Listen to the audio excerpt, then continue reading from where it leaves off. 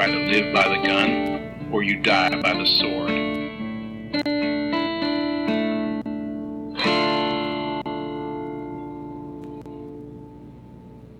You pressed play on the Good, the Bad, the Weird podcast. We came. I'm Nicho. And I'm Chris. Welcome to the Good, the Bad, the Weird podcast. In case you couldn't tell, we are reviewing 1987's iconic horror film, Hellraiser. A classic that I don't revisit very often. And I'm kind of glad that you bought the one with all of the commentary and stuff. Mm-hmm. Because, I knew some stuff about Hellraiser. I had read a few of I think I read the first two books a long fucking time ago. Okay. And, we had a friend, who was, really into it. So, we watched, I think, the first three of the series. And, I know they watched all of them. I think they have all of them. Yeah. I've watched all of them minus the reboot with chubby Pinhead or slightly chubbier Pinhead. And the female Pinhead. Those are the only two I haven't seen, as far as I'm aware. So, I'm glad that we, revisited this one, came back around to it, because, I had seen it somewhat recently, but it was one of those scenes where, you saw it a long time ago, and so you watched it, but you mostly just remembered bits that you watched. And so, getting to, really deep dive into it, I found, both A, that this movie is not nearly as scary as it used to be, and B, I understand it less than I thought I did. For good reason, too. So, for those unfamiliar with Hellraiser, it's a movie about a family with some baggage as an estranged uncle with some peculiar fetishes re-enters their lives. What you said is not wrong. It does not encompass all of it. And I think the thing that when people go back and rewatch this is gonna really strike out to them. Mm-hmm. The thing that you remember this for is Pinhead, the guy on the front cover with all of the nails in his face. Yep. He is, barely in this movie. No, exactly. For the most part, that's the thing, is they're barely in any of the movies, especially the one that's about a fucking video game or online world where it wasn't even a Hellraiser movie. They're just in it. Yeah, no, it was rebranded as a Hellraiser movie, and they show up at the last 5 minutes, the puzzle box is kind of in it, but it's not really a Hellraiser movie at all. You could almost argue that the first one's not really a Hellraiser movie. It's in there, but it's a subplot almost. But it establishes the franchise, is what it is. It does, which I'm glad you call it a franchise, because that's what the writer and creator of the Cenobite universe calls it. Yeah. It's a franchise. I would call it loose canon. Kind of canon, yeah. It's kind of the same way how there's loose canon about fast food mascots. Loose canon sounds very much like one of the Hellraisers. If they took the dude with the elephant penis from Tokyo Gore Police and brought him into that, he'd be loose canon. Honestly, Japanese body horror would fit in nicely in this world, and honestly might make it a little bit more interesting. Oh, but Hellraiser does have ties to manga and anime, which I'll get to at the end of the episode. Fucking course it does. So, Hellraiser was written and directed by Clive Barker based on his own novella, The Hellbound Heart. It stars Claire Huggins, Alice Lawrence, Andrew Robinson, Sean Chapman, and Doug Bradley. Yep. This is Barker's feature film directorial debut, having directed two shorts called Salome and The Forbidden in 1978 and 1973, respectively, which he wrote both of those as well. The Forbidden also became the basis of 1922's Candyman, or 1992's Candyman. Yes. But as a writer, he had previously also worked on 1985's Underworld, as well as 1986's Rawhead Rex. But this was his first big directorial debut, as well as he wrote and directed, which is something he had wanted to do from the get-go. Yes, and you could tell. The man is definitely a writer first and a director second. Yes. But also some of his other works that became movies, such as Dread, which we briefly mentioned in the last Airbender episode, as well as the Japanese-directed Midnight Meat Train. Yes. As for Higgins, who plays Julia, she'd been acting primarily in television and had been active, but I'm not familiar with any of their roles, besides she's the one neighbor with the plants in Ready Player One, as well as she's in The Golden Compass, but I couldn't tell you what role. Understandable. There's honestly, there's a lot of people in the Golden Compass, but I think Okay. I think if you re-familiarize yourself with it, she is easy to spot. Okay.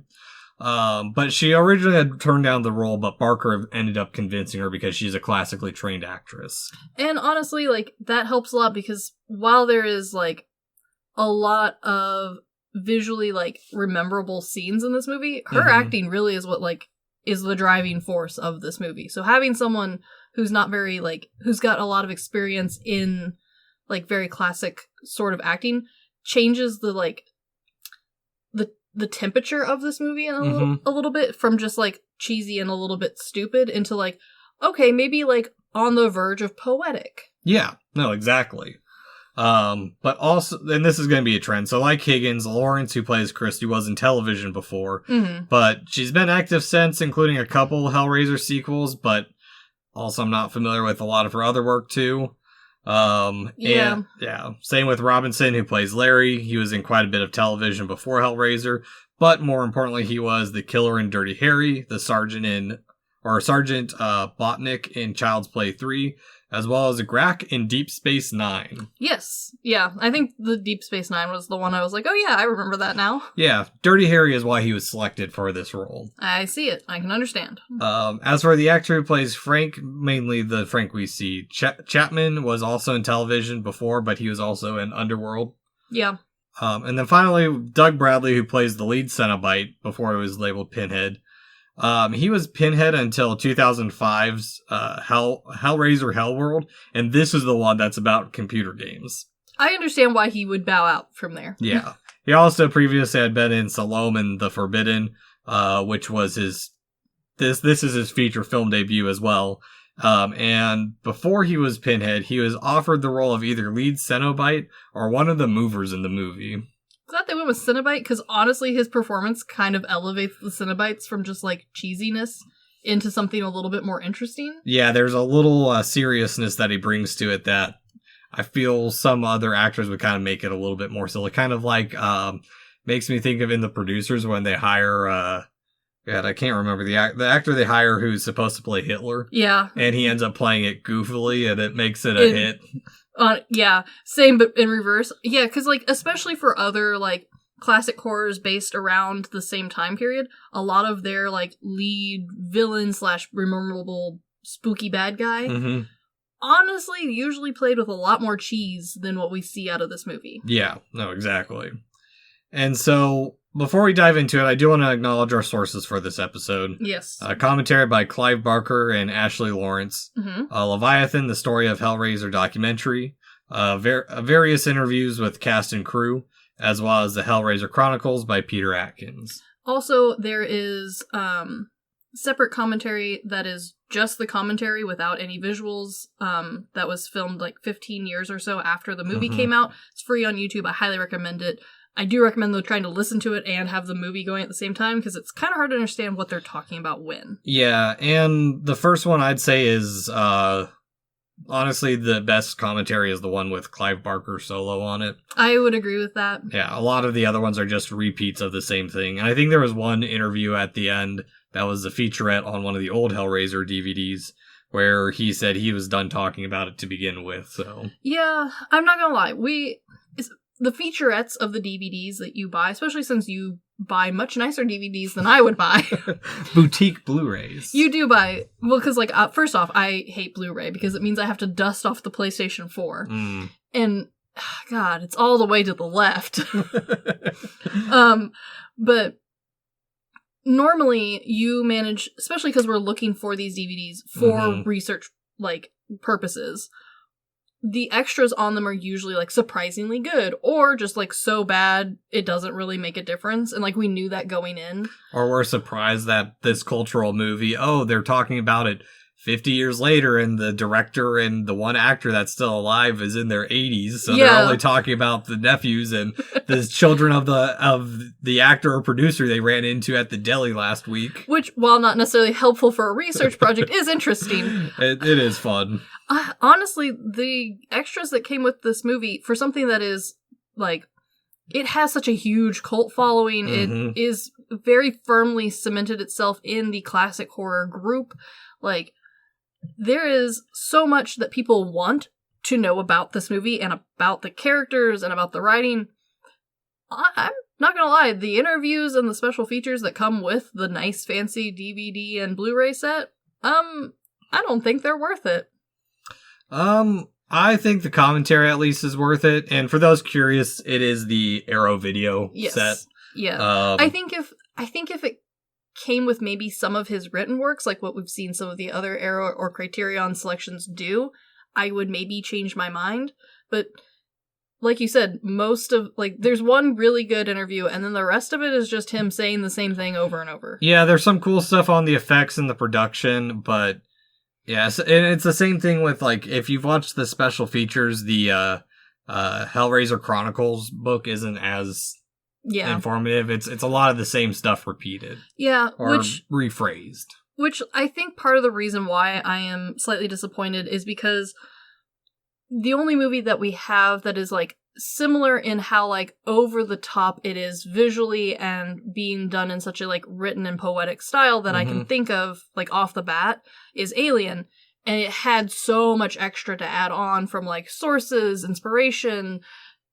Like, they did such a good job of, like, capturing the work they did as they were making the movie, whereas with Hellraiser, they captured some of the work, but much like me and all my projects, they just, like, didn't bother to take pictures of half of this. Yeah, well, I think the difference between Hellraiser and Alien is Alien was definitely supposed to be more mainstream, I'd say, than Hellraiser was. I would agree. I also think that the biggest, like, bonus and also, like, downfall of Hellraiser is that it is created by the mind of someone who writes horror novella, which is great. It reads beautifully. There's a lot of really good stuff that we're going to get into, but it also means that it is thought up as a novella. There's not extra stuff in the background. Like, even the books don't really add a ton.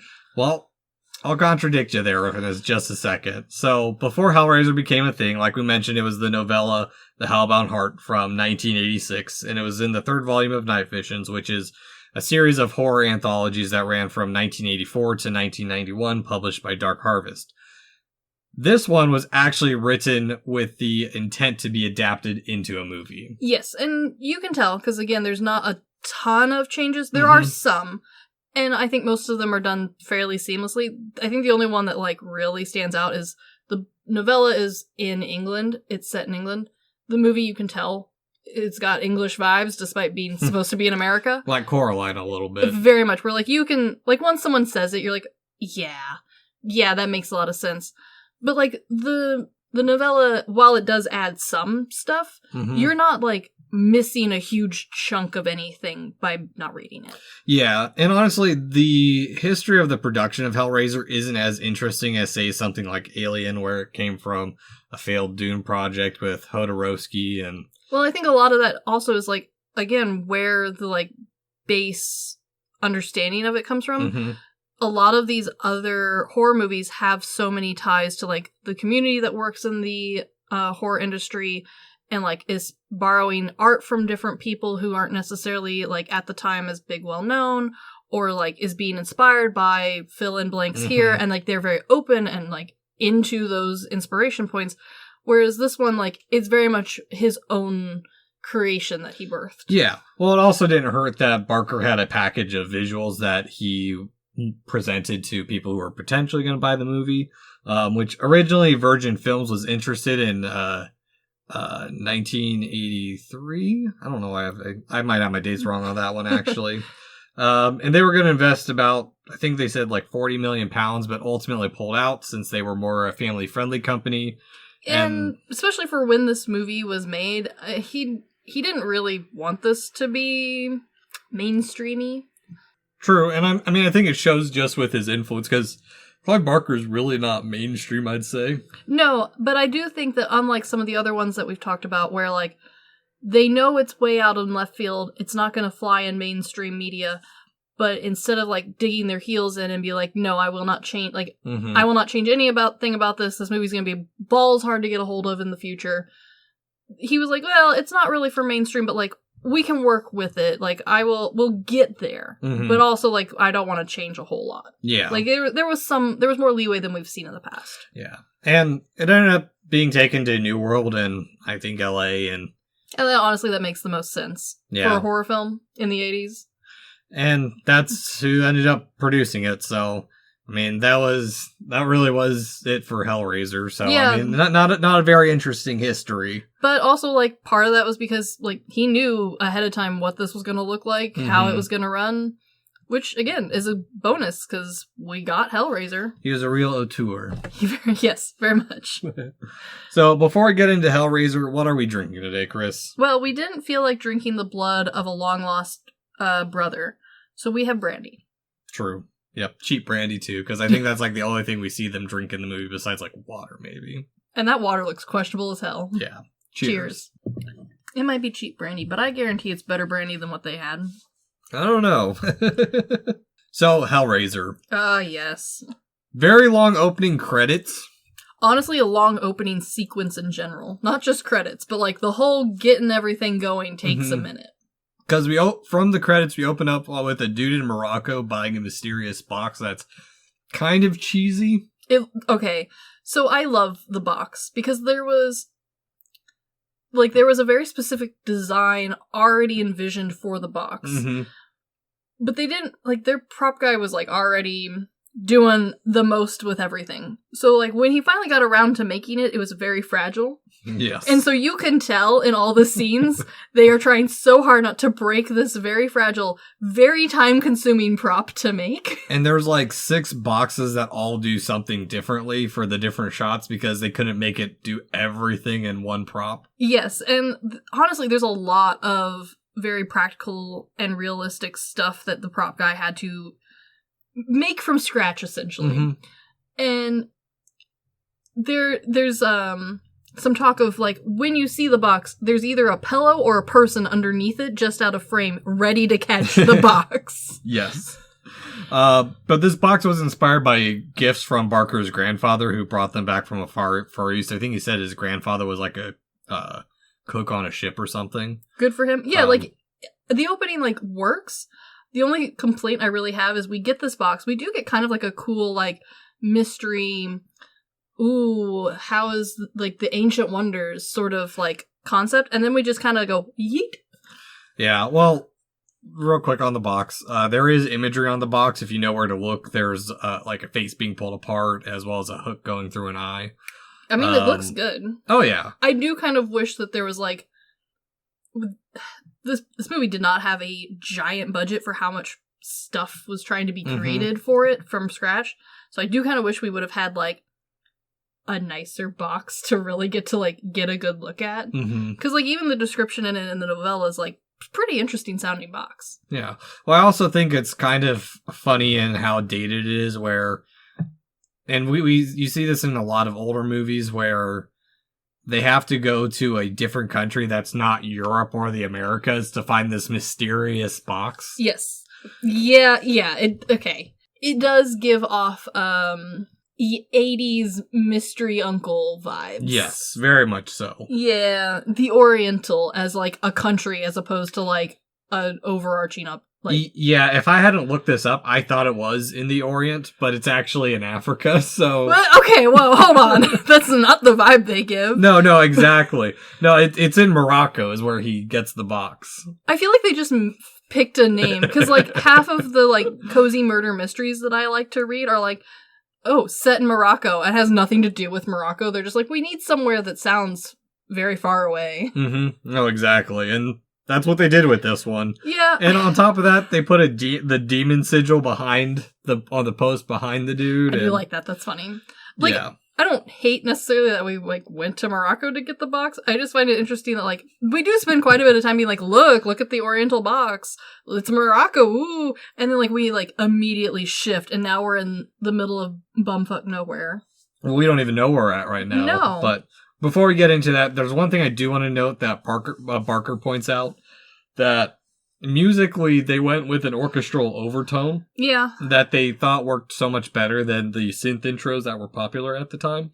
I agree, only because of the Cenobites later. Yes. I think with the rest of the movie, I don't think it would have mattered at all. And I think, honestly, it would have off-balanced how seriously the actors take their roles.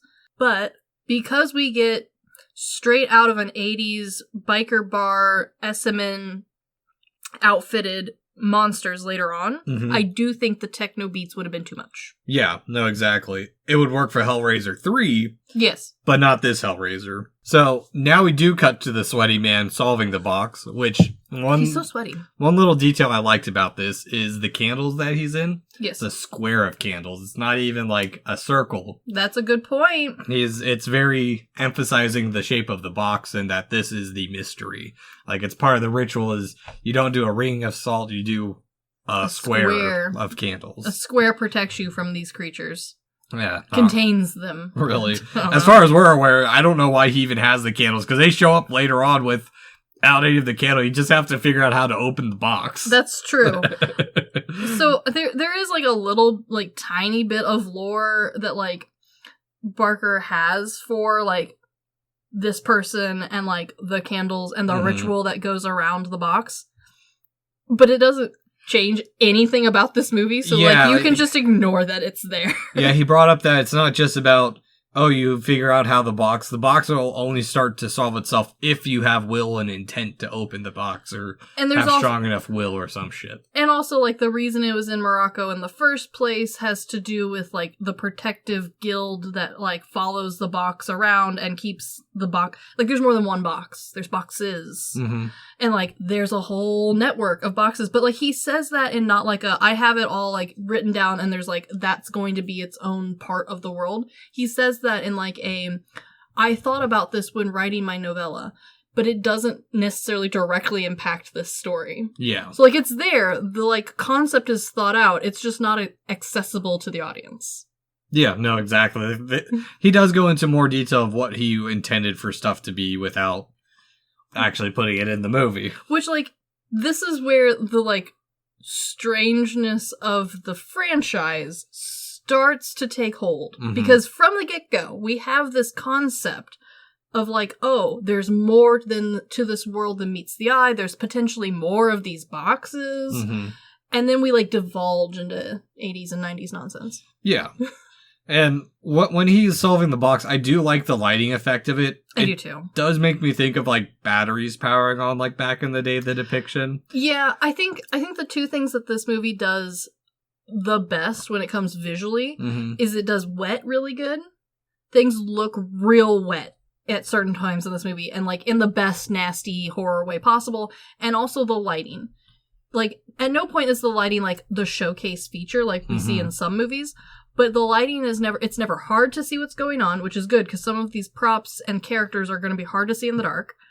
But at the same time, at no point is, like, the entire room lit up with, like, a billion candles. Well, part of that is because they had to use what was around them. I mean, okay. They filmed in a real house, and they couldn't really, like, do shit to it. And we have talked about this, how when, like, directors are forced to use, like, the most bare bones lighting possible, that's when the movie ends up looking the best. Yeah. Well, it's like what they teach us in architecture school is that a lot of, like, people's styling comes from limiting yourself in either self-imposed constraints or laws and constraints, where this one is the style of this movie comes from the fact that they had to shoot in a tiny old style house that they couldn't really do much with. I wish that directors had more of these problems, because honestly, like, half of the newer horror films are either too fucking dark, I can't see what's going on, or they are bright as hell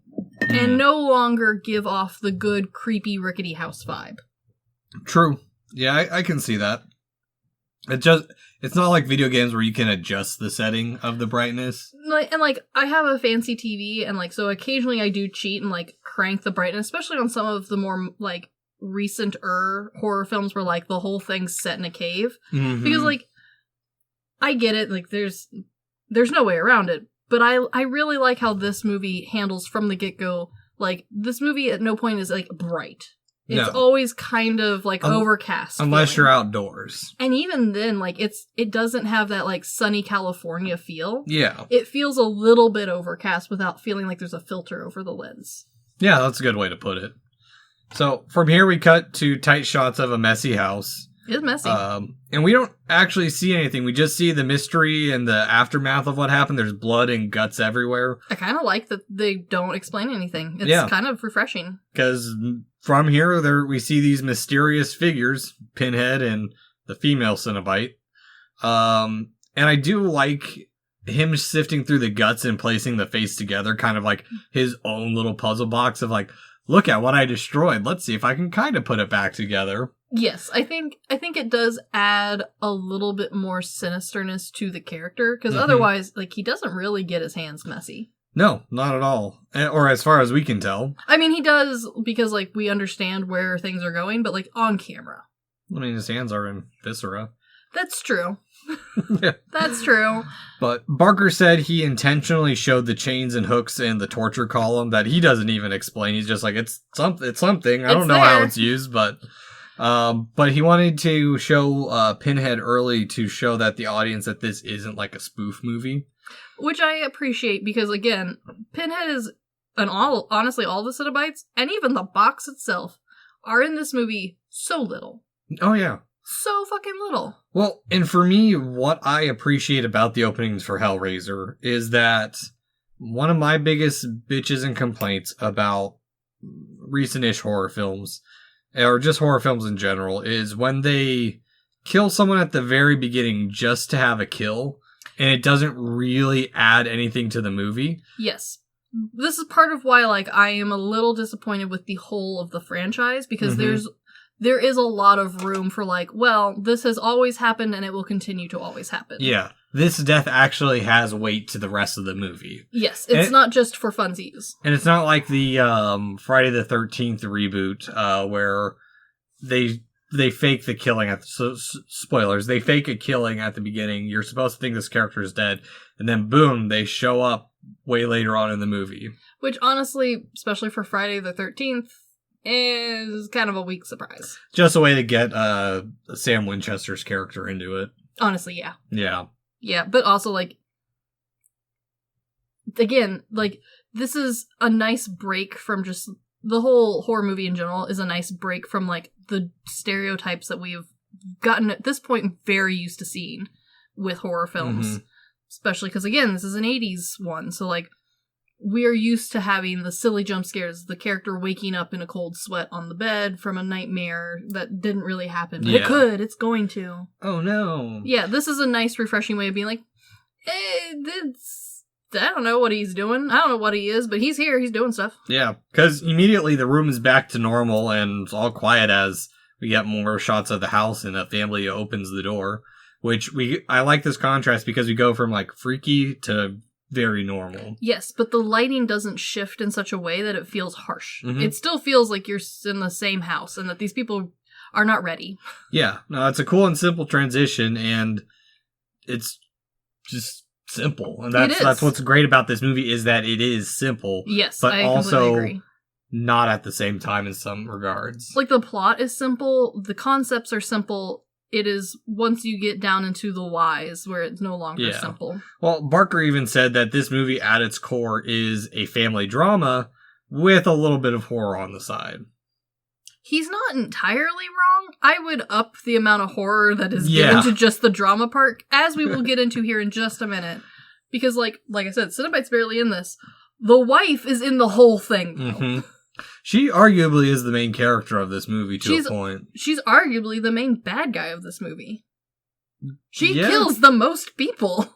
No, she doesn't. Oh, that's true. She doesn't kill a single person. She gets damn close, though. But she helps bring them in, so I feel like she's responsible. She is responsible, but she doesn't kill anyone herself.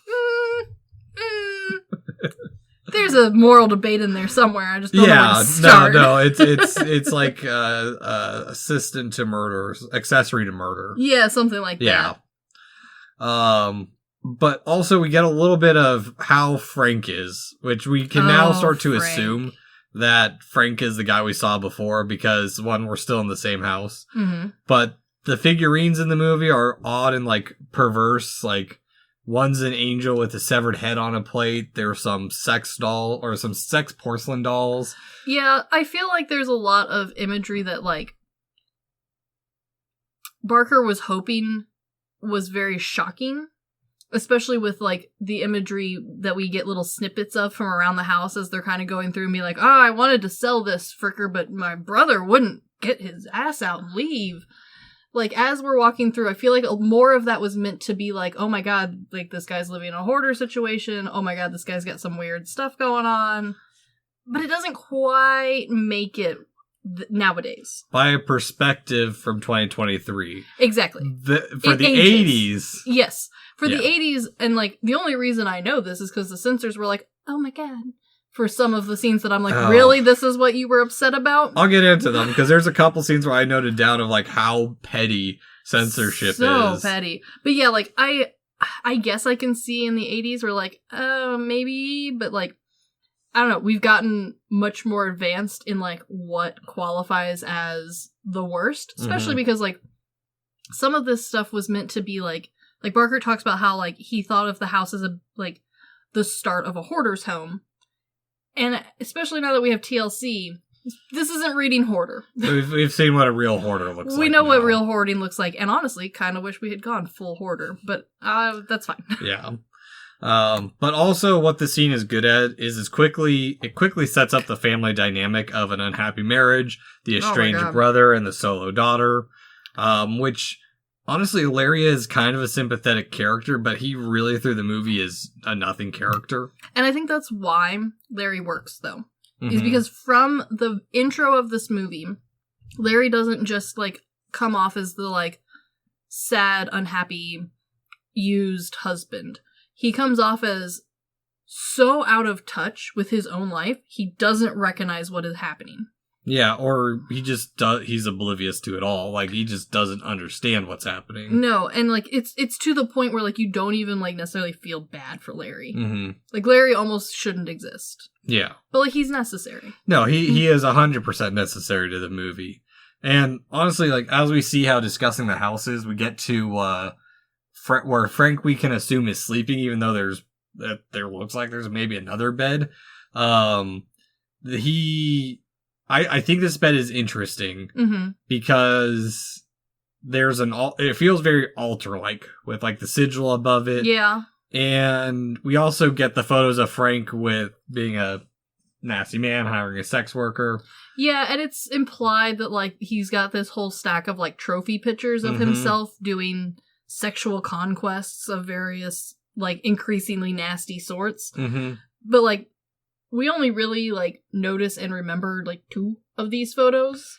Yeah, so, well, we only see like 3 of them anyways. That's true. But supposedly that was a real professional that they worked with for those. I mean, the photos themselves give off like a good enough vibe that even if you didn't know like what Barker was thinking when showing the scene, you kind of sort of get the gist that he was like on this path of extremism. But like, I don't know if you necessarily get like the full extent, partially because we're in the future and like we don't necessarily see as shocking as what the movie was originally. Yeah, it's like the original Evil Dead versus the remake. Yeah, that's a good point. Yeah.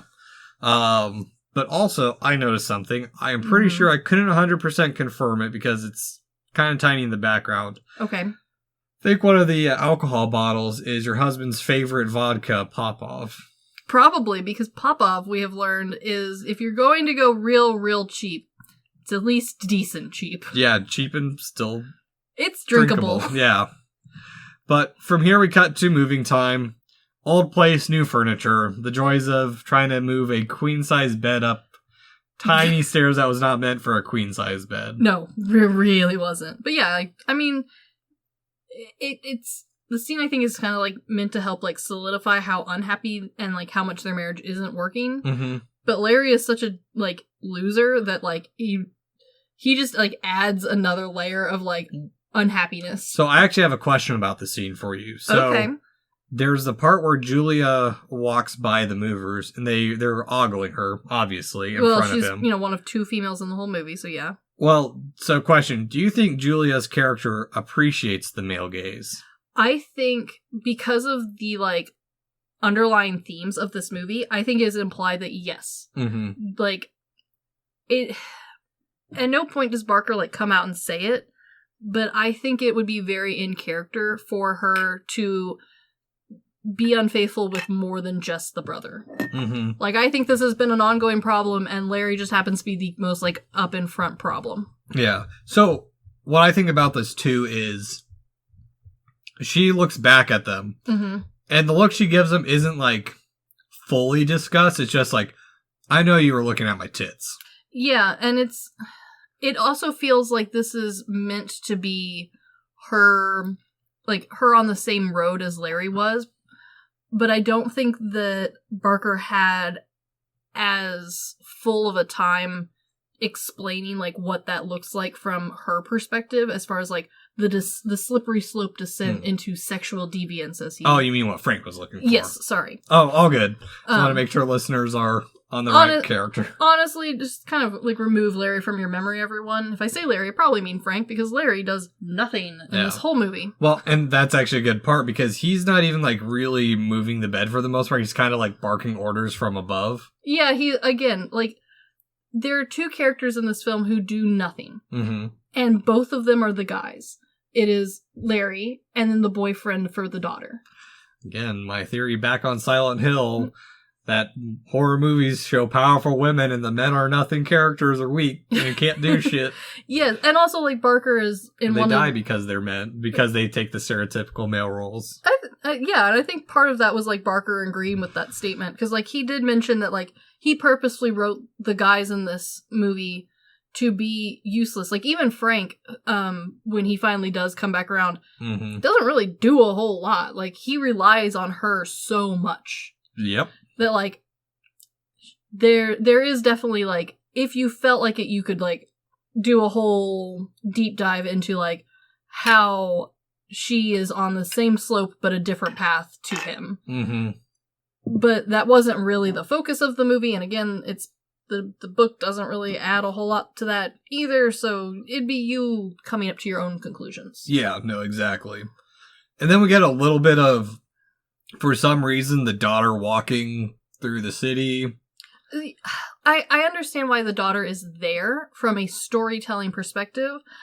I just don't think her story really adds anything. I do think that she's needed to, like, help fill a few holes in the plot, and just, like, to make sure that, like, yeah, this is a fantasy horror where, like, we've got demons coming from portals, but she does help, like, bridge that into reality where, like, she keeps some stuff grounded in, like, what a normal person would be thinking. Yeah. You know what Frank's role in the movie is? To be a sucker. To fill a few holes. Ha ha! Ha ha! It's Julia's job to be a sucker. Yeah. Yeah. I'm not wrong. You're not wrong. But yeah, she shows up at the house, and the movers are also ogling her. A little bit of movie trivia for this. Pretty much all the British actors in this movie had to be dubbed with American accents because the studio had some kind of fear against the movie coming across as non-American to an American audience or some shit like that. Yeah, and, like, honestly, the studio is the entire reason the movie is set in America in the first place, was because they thought it would connect more. Like, it's the same bullshit that they give every time when it's set in America but it's clearly in Britain. Is like, oh, it'll connect better with audience members because they'll... Clearly not, because everyone's favorite British school is Harry Potter. So, like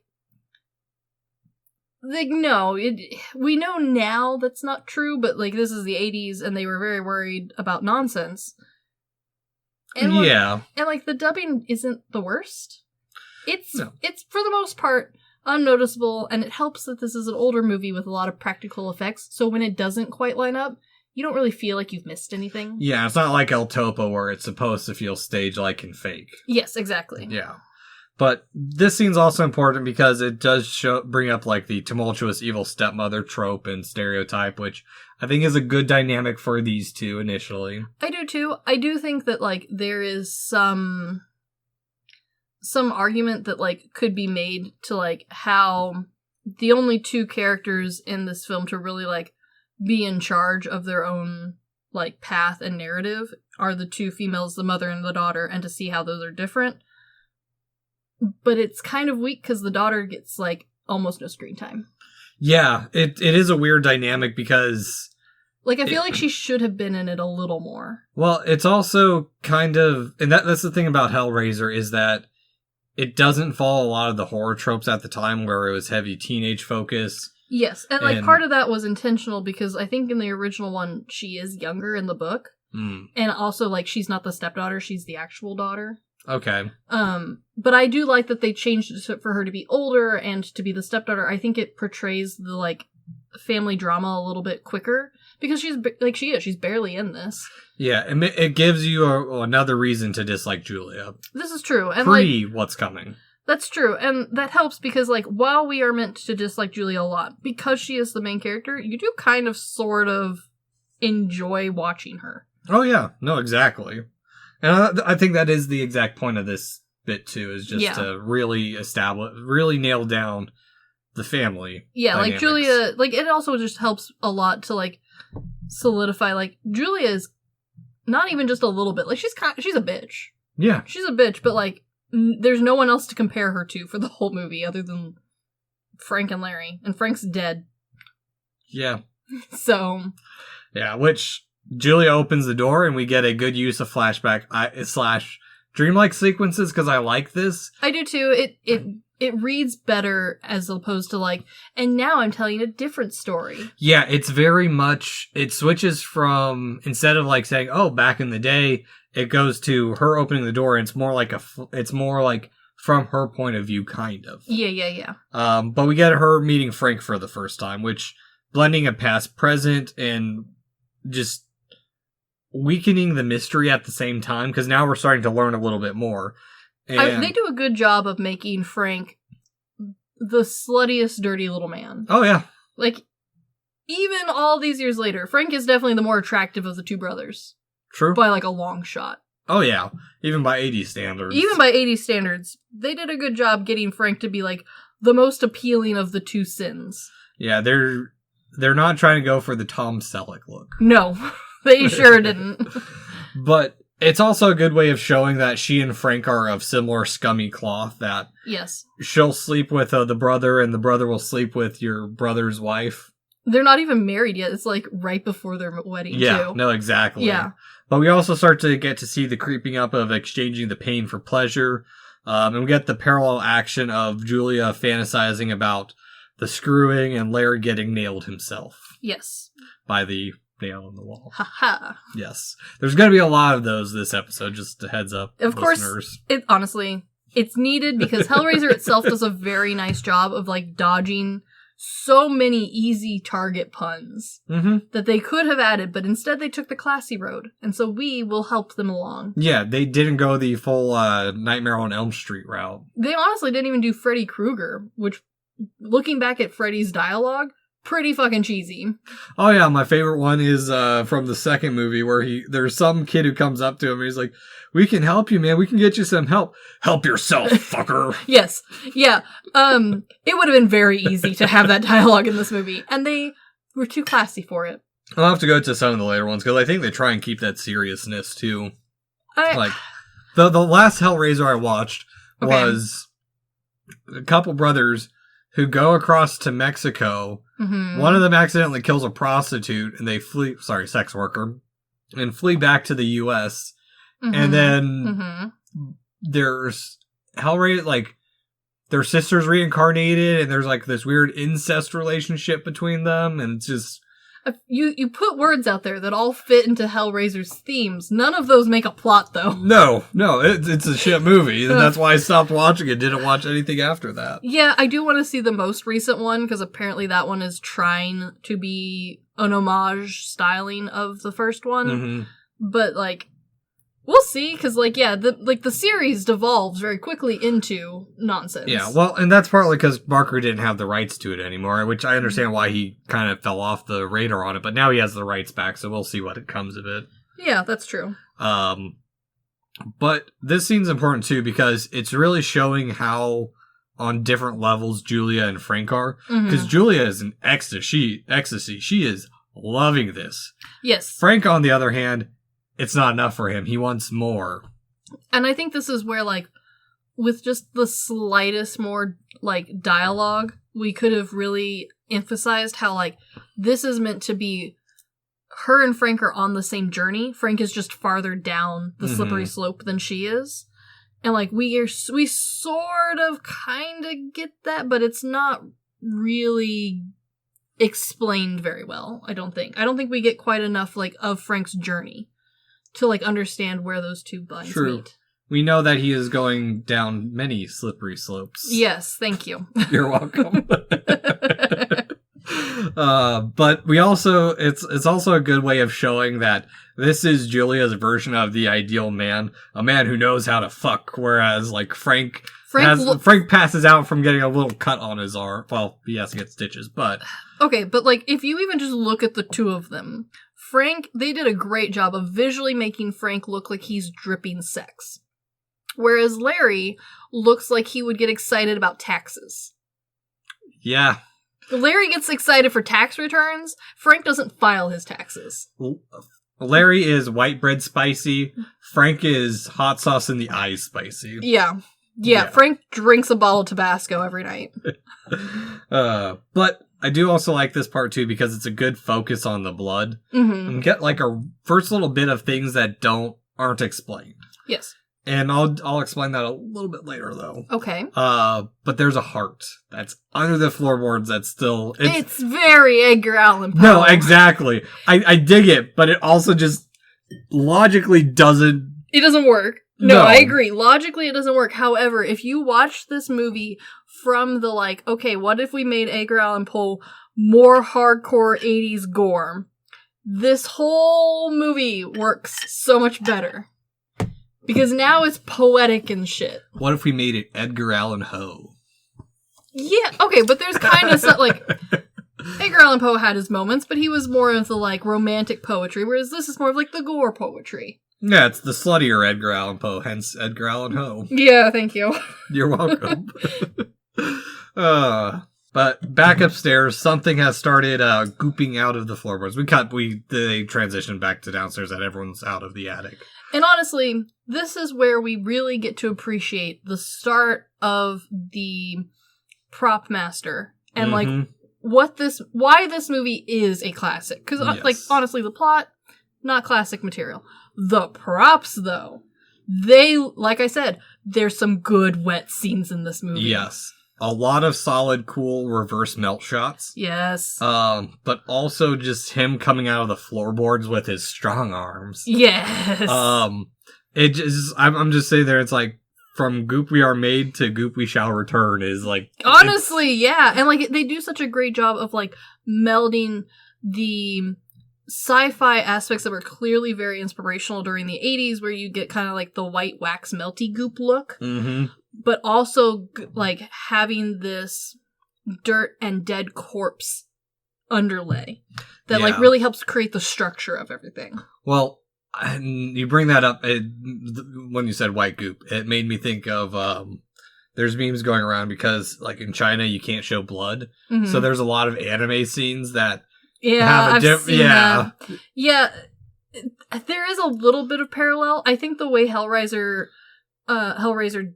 does it, though, is it is so reminiscent of how those old alien and sci-fi movies would portray like healing goop, where like it's the same styling, it's the same technique being used, and there's so much of it that like sure you could easily pull the parallels, but the reminiscent is so hard that it just kind of re-solidifies you in that 80s horror franchise, which honestly is a huge draw for people. Even nowadays, people like the look. Yeah, no, exactly. It has a style to it all its own. Exactly. Which also, this movie scene wasn't this scene was almost not part of the movie. Really? Out of all the things they could have cut, this was part of it, huh? Well, no, it wasn't even originally shot. The producers wanted it for the movie. Normally, I would say the producers are wrong. Like 90% of the time we talk about this stuff, the producers make the bad call. I will argue, though, this was a good call. This is a great scene. So yeah, that's the reason we have it actually in the movie this time. I love it. And so from here we cut, after we see something coming out, we can assume it's Frank. this is very much like in novella style, where like they beat around the bush, like, is it or it's Frank? You know it from the get-go. Who else is it gonna be? And we get to some housewarming dinner that's really just there to show Julia's further unhappiness, as well as Larry is so oblivious. Oh yeah. And not even like, oh, he's happy-go-lucky sort of way. Larry doesn't even appear to notice he has a wife half the time. No, not at all. She's a side character to him. Very much so, but not even in like an interesting way. Like I said, Larry would be very like excited that someone salted his white bread. Yeah, no, exactly. Well, and to kind of counter him too, Christy is kind of smitten with a young boy there or a young man, because they're high school, or they're college kids. Yeah, young college kids. Who's doing the trick from, like, JoJo's Bizarre Adventure, where, like, they flick the lit cigarette back in, flick it back out, and smoke it. Yeah, it's very, like, young bad boy sort of stylings, where, like, oh, you own a motorcycle? Wow. Yeah. Oh, I can or maybe you should drink a little bit more, Christy. Yeah, where, like, this is where you could really start to make the argument of, like, you can see that this is a recurring cycle. It will happen forever, where, attraction and sex are always going to be a slippery slope down into the oblivion, potentially, unless you're as dry and boring as Larry. But again, like, she's so infrequently in the movie that, like, it's not a hard and fast sell. Yeah, they're kind of parallels, especially with the part that comes up, but Barker brought up that Christy's kind of in the new romance and Julia's at the end / kind of beginning of a new one, because she's a damn towel on the party. She's tired and going upstairs, but I don't know what's calling her up to the attic either. Yeah, like I said, there's a lot of, like, the, like, roots of this movie are really solid, but, like, there's just a few things that, like, don't quite get the concept that, like, she's being literally called to Frank. Yeah. And, like, it is part of this slippery slope of, like, how far can I push the boundaries? What is pain? What is pleasure? The concept is there, and if you think long and hard about it, you can get to the point. But unless, like, Barker, like, in several of the interviews, he's like points it out, and he's like, I don't know why no one else saw this. It's so obvious, and I'm like, it's because it's not. Yeah. Barker, I'm sorry, it's not that obvious. Well, and on top of that, she goes up and she starts screaming immediately, and no one hears this. I want the soundproofing in their house. It's not a big house either. Like, she's up on a 3rd floor, and there's nothing in there to, like. No, it's not like she walked into a sound booth. No, homegirl's just standing on the landing, like, letting it rip, and no one is upset. Yeah.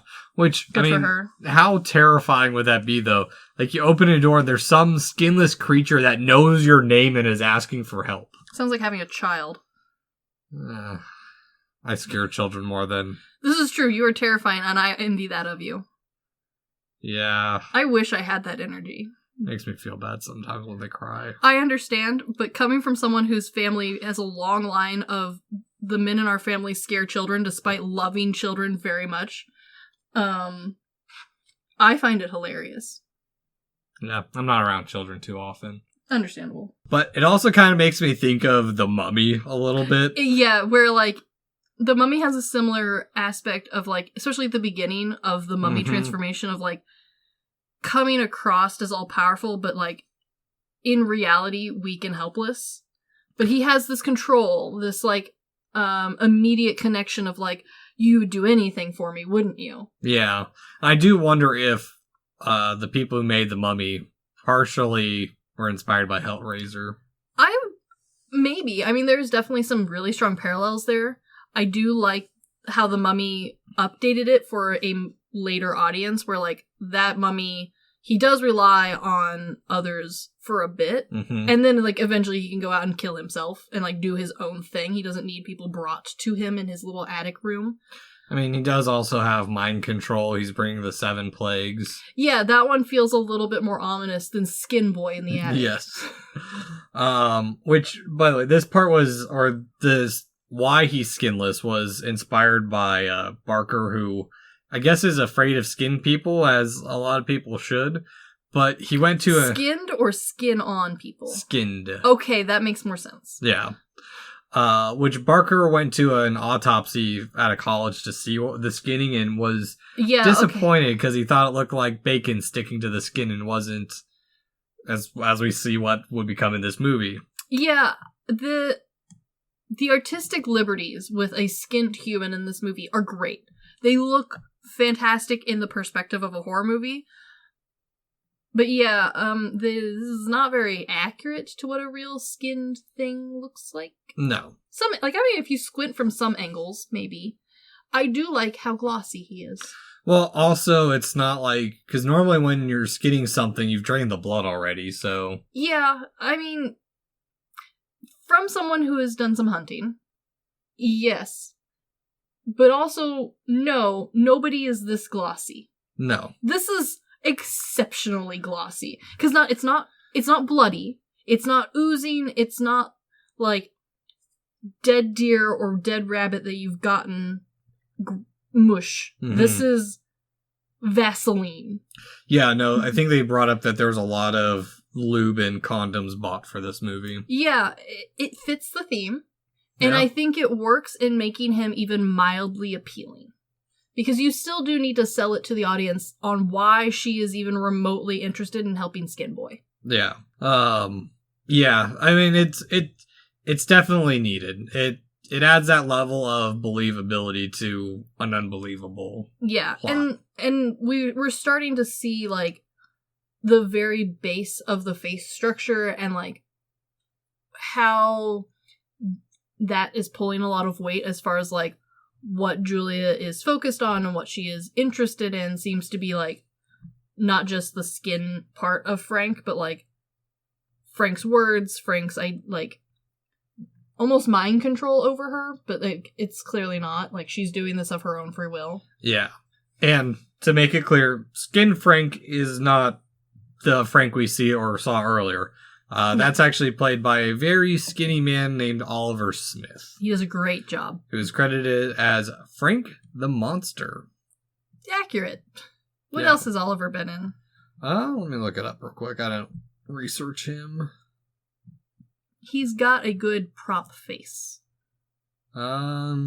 He's Drac in Doctor Who. I don't know who that is. I do. Okay. I didn't make that association, but I like it. Their rendezvous is cut short as it's almost spoiled by the stepdaughter. Oh, no. But she shoot off, and it's back to their dealings with each other, and it's, you have to heal me. Yeah, I understand there's dialogue happening here. I honestly don't care what they're saying. I'm very busy looking at Slimy Frank. Oh, yeah. I mean, the props are good. The acting's good. Don't care about the dialogue. No, it's pretty cheesy at times. But a fun little tidbit because of course Julia agrees to do it. So the studio didn't like the name Hellraiser. So Barker was kind of stumped, and so he just threw it out to the cast and crew of, like, if you guys can think of a better name.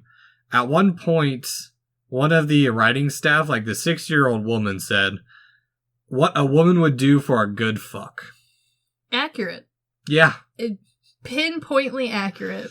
No, exactly. But back to Frank. I think he's an interesting element to this too, because how Barker describes him is he is the bomb in the Hitchcock bomb under the table analogy, where the audience knows shit's happening. Yes. Now that he's back, we know that there's other stuff beyond him. And very, Little Shop of Horrors-esque. Mm-hmm. It's giving Feed Me, Seymour. Yes, no, very much so. And Julia doesn't know anything else other than, okay, Frank's skinless now. We can make this work. Yeah, okay. You say that like that's a normal everyday thought. It's not. I love my husband with my heart and soul, but if he appeared skinless in our attic, a very short conversation with skinless him would not end in me dragging bodies to him. Here comes assault! Yeah, we would be moving. I would live somewhere else. And so from here we cut to Christy walking home, Kiss is the pointless boyfriend character. Yeah, we can forget about him. While we have another parallel of Julia, who is miserable with the ignorant husband. Yeah, I like ignorant husband from, like, a tee-hee sort of standpoint. But, like, honestly, the only reason he's there is that, like, the idea of, like, you can be lonely even in a crowd. Mm-hmm. And, like, that is literally his entire purpose of existence. Yeah, just get a divorce, it'll solve everything. Honestly, just, like, leave for a few months. He probably won't notice. No, not really. No, like, if you have food delivered to the man, he probably wouldn't notice you weren't home. Yeah. Leave him a sticky note on the fridge. And we got a little bit of, like, Frank brooding up in the attic, and honestly, he looks the grossest in the scene because he's covered in, like, it's not just goop, it's, like, white goop, and it looks like he just finished a bukkake shoot. Yeah, a little bit. Yeah, a little bit. Yeah.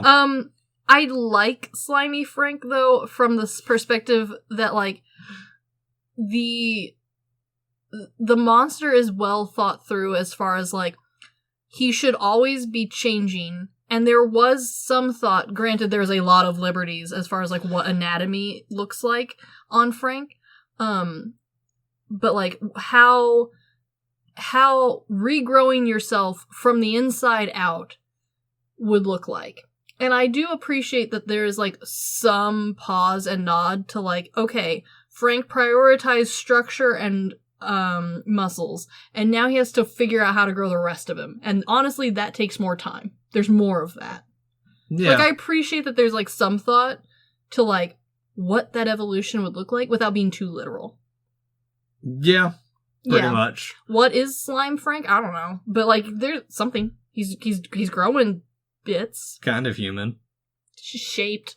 Yeah. If you squint in the dark. But Julia agrees to help. Yeah, she doesn't take much persuading. She, like, sits on the couch with her husband and is like, God, this is boring. I'm gonna go kill a man. Yeah, pretty much. I need some excitement in my life. God dang.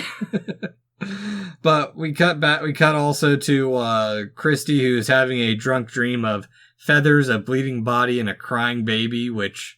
Honestly, and I think we pronounce it Christy, but I think the movie pronounces it Kirsty, which I fucking hate. I hate that her name is actually Kirsty, because that doesn't... I can't make my brain do it, so I'm gonna keep calling her Christy.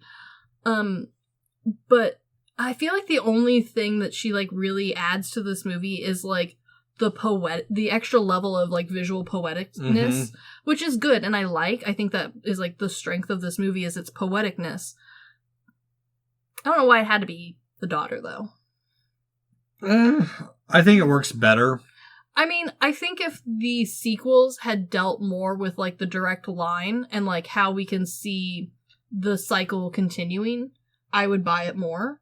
But because we kind of jump around to, like, a different concept and plot, it feels a little like you could argue, like, this is the beginning on how you, like, start to fall down the ideas. But at the same time, their story is it's finished by Hellraiser too, so... Yeah, I know. Yeah. Yeah, I can see where you would want more, but... There just isn't more. Yeah. No. But this part was inspired by the work of Giallo director Diodoro Argento, which... Honestly, I'm not super familiar with his movies, but this is the second movie in a row that we've talked about where the director said that he likes the mystery. Like, he doesn't have to explain everything, and that it's a very American thing to have everything neatly packaged and explained, which I'm liking more and more because I think our best movies are when there is stuff that's not explained. I totally agree. I think the only part where that argument falls apart is, and, like, I know he tries to shift the blame of, like, oh, well, I didn't own the franchise for all of the shitty sequels. That's true. You did own all of the books, though, sir. You wrote those. That was you. And I've read several of them. And while they all are poetic and nonsensical, they do kind of muddy the water. Okay. I haven't read the books, so... I think you would love them. I think they are right up your fucking alley. At some point. I've got so much else to read still. I totally understand. But, I mean, honestly, this movie could have been ended in so many parts. Like, if she had just killed her husband first, Yeah, honestly, we wouldn't have noticed the difference with Larry's Walking Dead anyway. Yeah. Which is hilarious, because they have an actual Walking Dead in their attic. Yeah, and honestly, like, the dream is supposed to be a premonition of the dad's death. Really doesn't add a whole lot to the movie other than a cool visual bit. Yeah, like I said, there could be more to all of the visuals in the movie. There just isn't. So, like, you can make up your own, and that does work, but meh. Yeah. It's fine. And it's visually great. Yeah. And Frank's a really patient man for what he's having to deal with, and... Honestly, though, does he have a choice? Where could Frank go?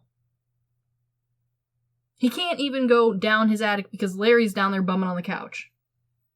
I mean, why doesn't he just go down and kill Larry? You would think, but no, the slimy meat boy stays in his attic. Well, if the door is closed, I didn't look at the handle. Is it a circular one? It's not ADA? Yeah, or it's not ADA, which I have a feeling it's a circular one. So once that door's closed... Is he too slimy to get out? Is that actually the premise? That's my theory. I like that. I like that so much more, because, like, they make it sound later on. They kind of sort of hint that the attic is the only place where he can hide from the Cenobites. But that also turns out to be false, because that's where they get him. He makes me think of the Goo Goo Dolls song Iris. Yeah. But I don't want the world to see me. Yeah. Because I don't think that they'd understand. Well, in this case, that's correct. Because if I saw a skin man walking around on not Halloween, police would be called. When everything else is forgotten, I just want you to know who I am. Yeah. This unfortunately fits that. I'll have to see if I can edit a video. Oh, you should. Just have, like, cheesy 90s fades in and out to different pictures of Frank slowly turning his head. Oh, that'd be great. I love it.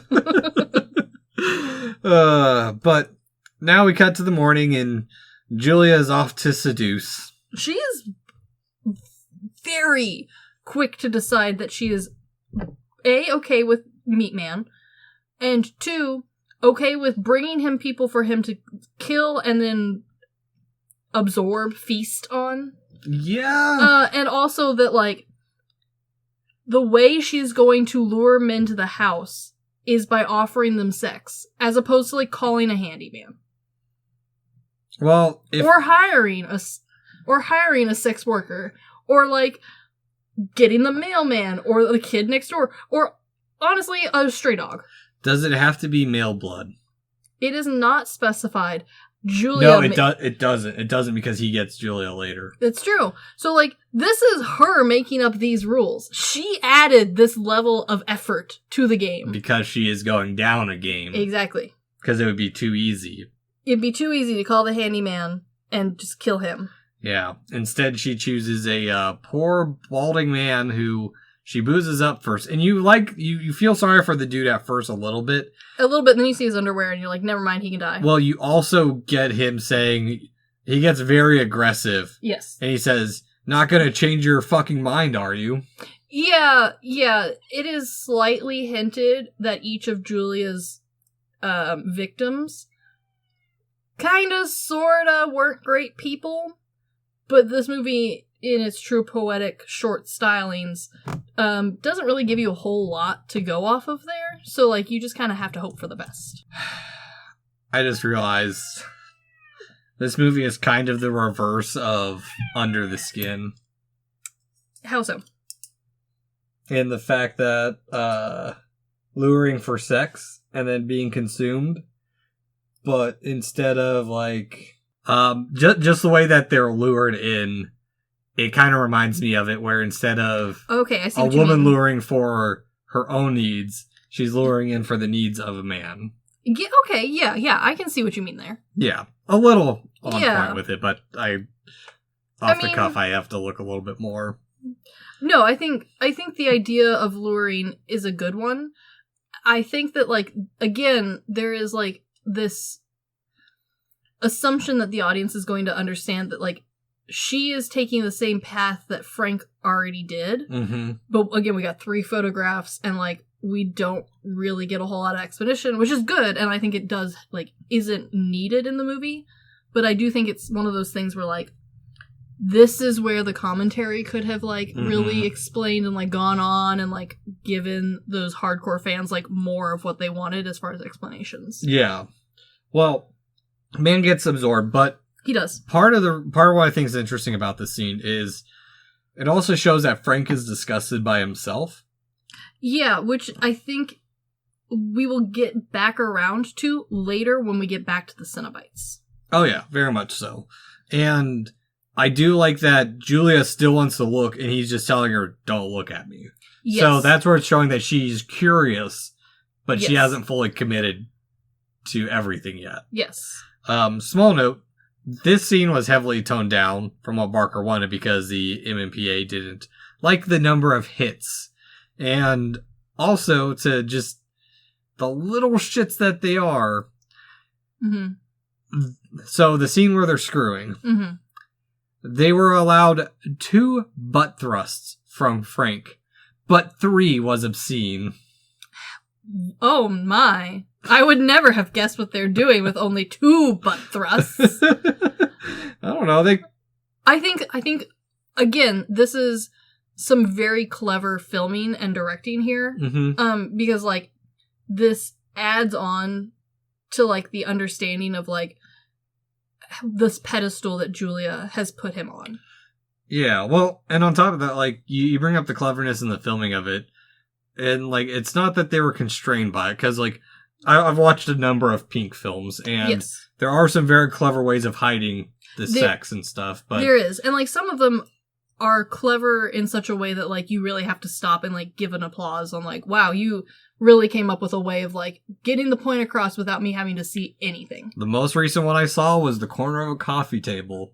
That very is strategically placed. That is incredibly strategically placed. Yeah, I was like, you know, I'm kind of impressed by this. Yeah, it kind of gives off the same vibes as that like stand-up act of the 2 guys who get on stage naked and they only have 2 towels and they dance the whole time. They're constantly tossing the towels, but never once do you see a peek. What? I will show you later. Okay. Those who know have seen it, and they know what I'm talking about. But Frank is now more drippy and a little bit more whole. That is something interesting, because like they did clearly think about this, but because they chose to have Frank regenerate from the inside out, there is really not a whole lot keeping the blood in place, is there? No. But I also appreciate that they could have gone with, like, normal blood look, and instead they went for, like, Vaseline blood. Yeah. It's like maple syrup, and not, like, good maple syrup. I'm talking, like, the cheap pancake syrup blood. It's thick. He's slick, and if he was being chased by cops, good luck getting a hold of him. He's like a greased pig. He is a greased pig. He is a skinned greased pig. Yes, he is. But I also like this bit, too, because Julie sees the leftovers. Yeah. And it's too late. She's already signed up for this. Frank could potentially get out.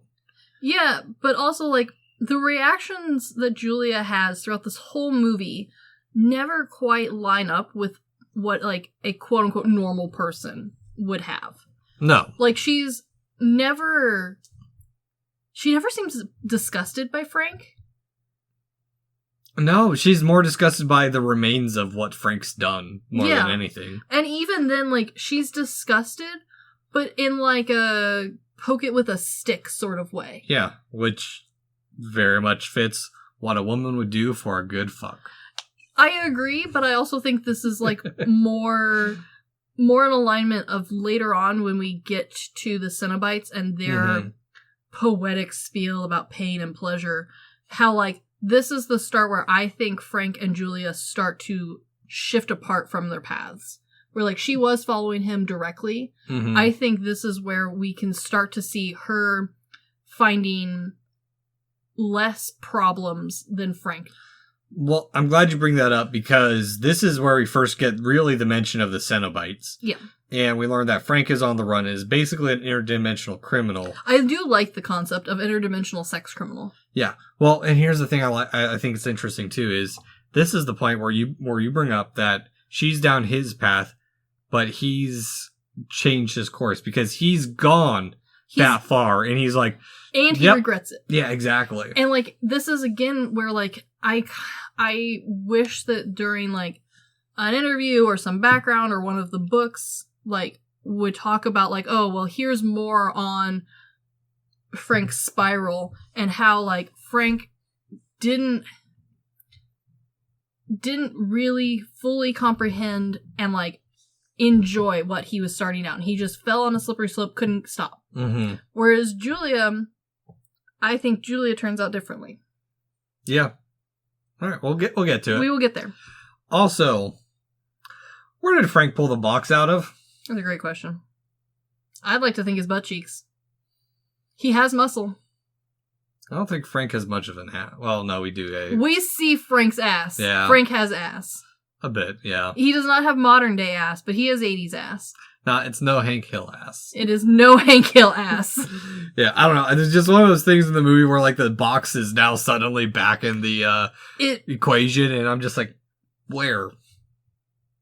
The same place that all of those video game characters pull out stuff. It's like Pokemon. I'm wearing a bikini. Where do you think I store my Pokeballs? Tee-hee. Women's secret. Frank's secret. But from here we cut to a pet shop where Christy, I guess, works. I don't know. And a little banter with her boyfriend, and a homeless dude comes in to eat the crickets. Yeah. Also note the homeless dude's kind of there checking on them. He was there when they had their first kiss scene, and yeah, so this is the only part that I do think the commentary, like, really does add something, is Barker does go on to explain, like, more about the homeless guy and, like, his role in, like, being a watcher of the box and the people who might eventually be destined for the box. Yeah. I don't know if Cricket Eating Man really, like, brings that vibe without you really, having known that ahead of time. I think once you know it, you're like, oh, of course. Well, that makes perfect sense. I would disagree that you catch that from Cricket Eating Man. Well, yeah, and on top of that, like, it's just kind of a weird scene, too, because he goes out of the pet shop, and they have like 5 seconds of banter, and then they look back and, oh no, he's gone. It's like, yeah, he walked out. Yeah, he walked down the road? Like, yeah, it's not... What's the big surprise? I agree. I think there was maybe a little bit of a better way to, like, portray what we were wanting to here. Like, I don't know, have him dissolve into crickets into the box or something, but, like, no, he, like, as someone who has dealt with some really crazy people coming into their place of employment, he's nothing new. Yeah, and Barker even said, like, this is the part where, like, he is there to be a mystery that's never really solved, and it's just like... No, he's a homeless man eating crickets, like... But is he the homeless man? Ooh. See, again, this is where Barker, like, adding that level of, like, but is he? Ooh. Then I'm like, okay, I see where you're trying to go. But again, like, I don't know, maybe for the 80s it was, but, like, a random man coming in and scooping up some crickets and shoveling in his mouth, yeah, weird. Also not unheard of, though. Not gonna lie. Interesting. Like, I've seen worse. I've seen worse, too. Like, I've seen worse, and I didn't even work at a pet shop. Yeah. I worked with the public. In the public's domain, one might say. And yeah, the public does worse shit than just eating a handful of crickets and leaving. Yeah, I've cleaned some toilets in my day. I have watched a full-grown woman take her pants down and have a 2-year-old tantrum because I told her she had to have pants on a ride. Jeez. I have also been puked on again, and diarrheaed. Like, the public is worse than just eating a handful of crickets. I also watched a man yeet his own, like, small child over a fence and then sprint away. What? He wanted the kid to go to the park, I guess. I don't know. Don't ask me what this man was thinking. He yeeted his 2-year-old over a fence and then left. The real life public makes look like a man who already looks like he's unhinged, shoveling a handful of crickets and eating it and then leaving and not even being told no. Like, that is so tame. In the real world, this man would have been well known to the staff, and they would have been like, oh yeah, it's Frank Joe Bob, here to eat more crickets. Hi, Frank Joe Bob. We brought you lunch today. Please don't eat the crickets.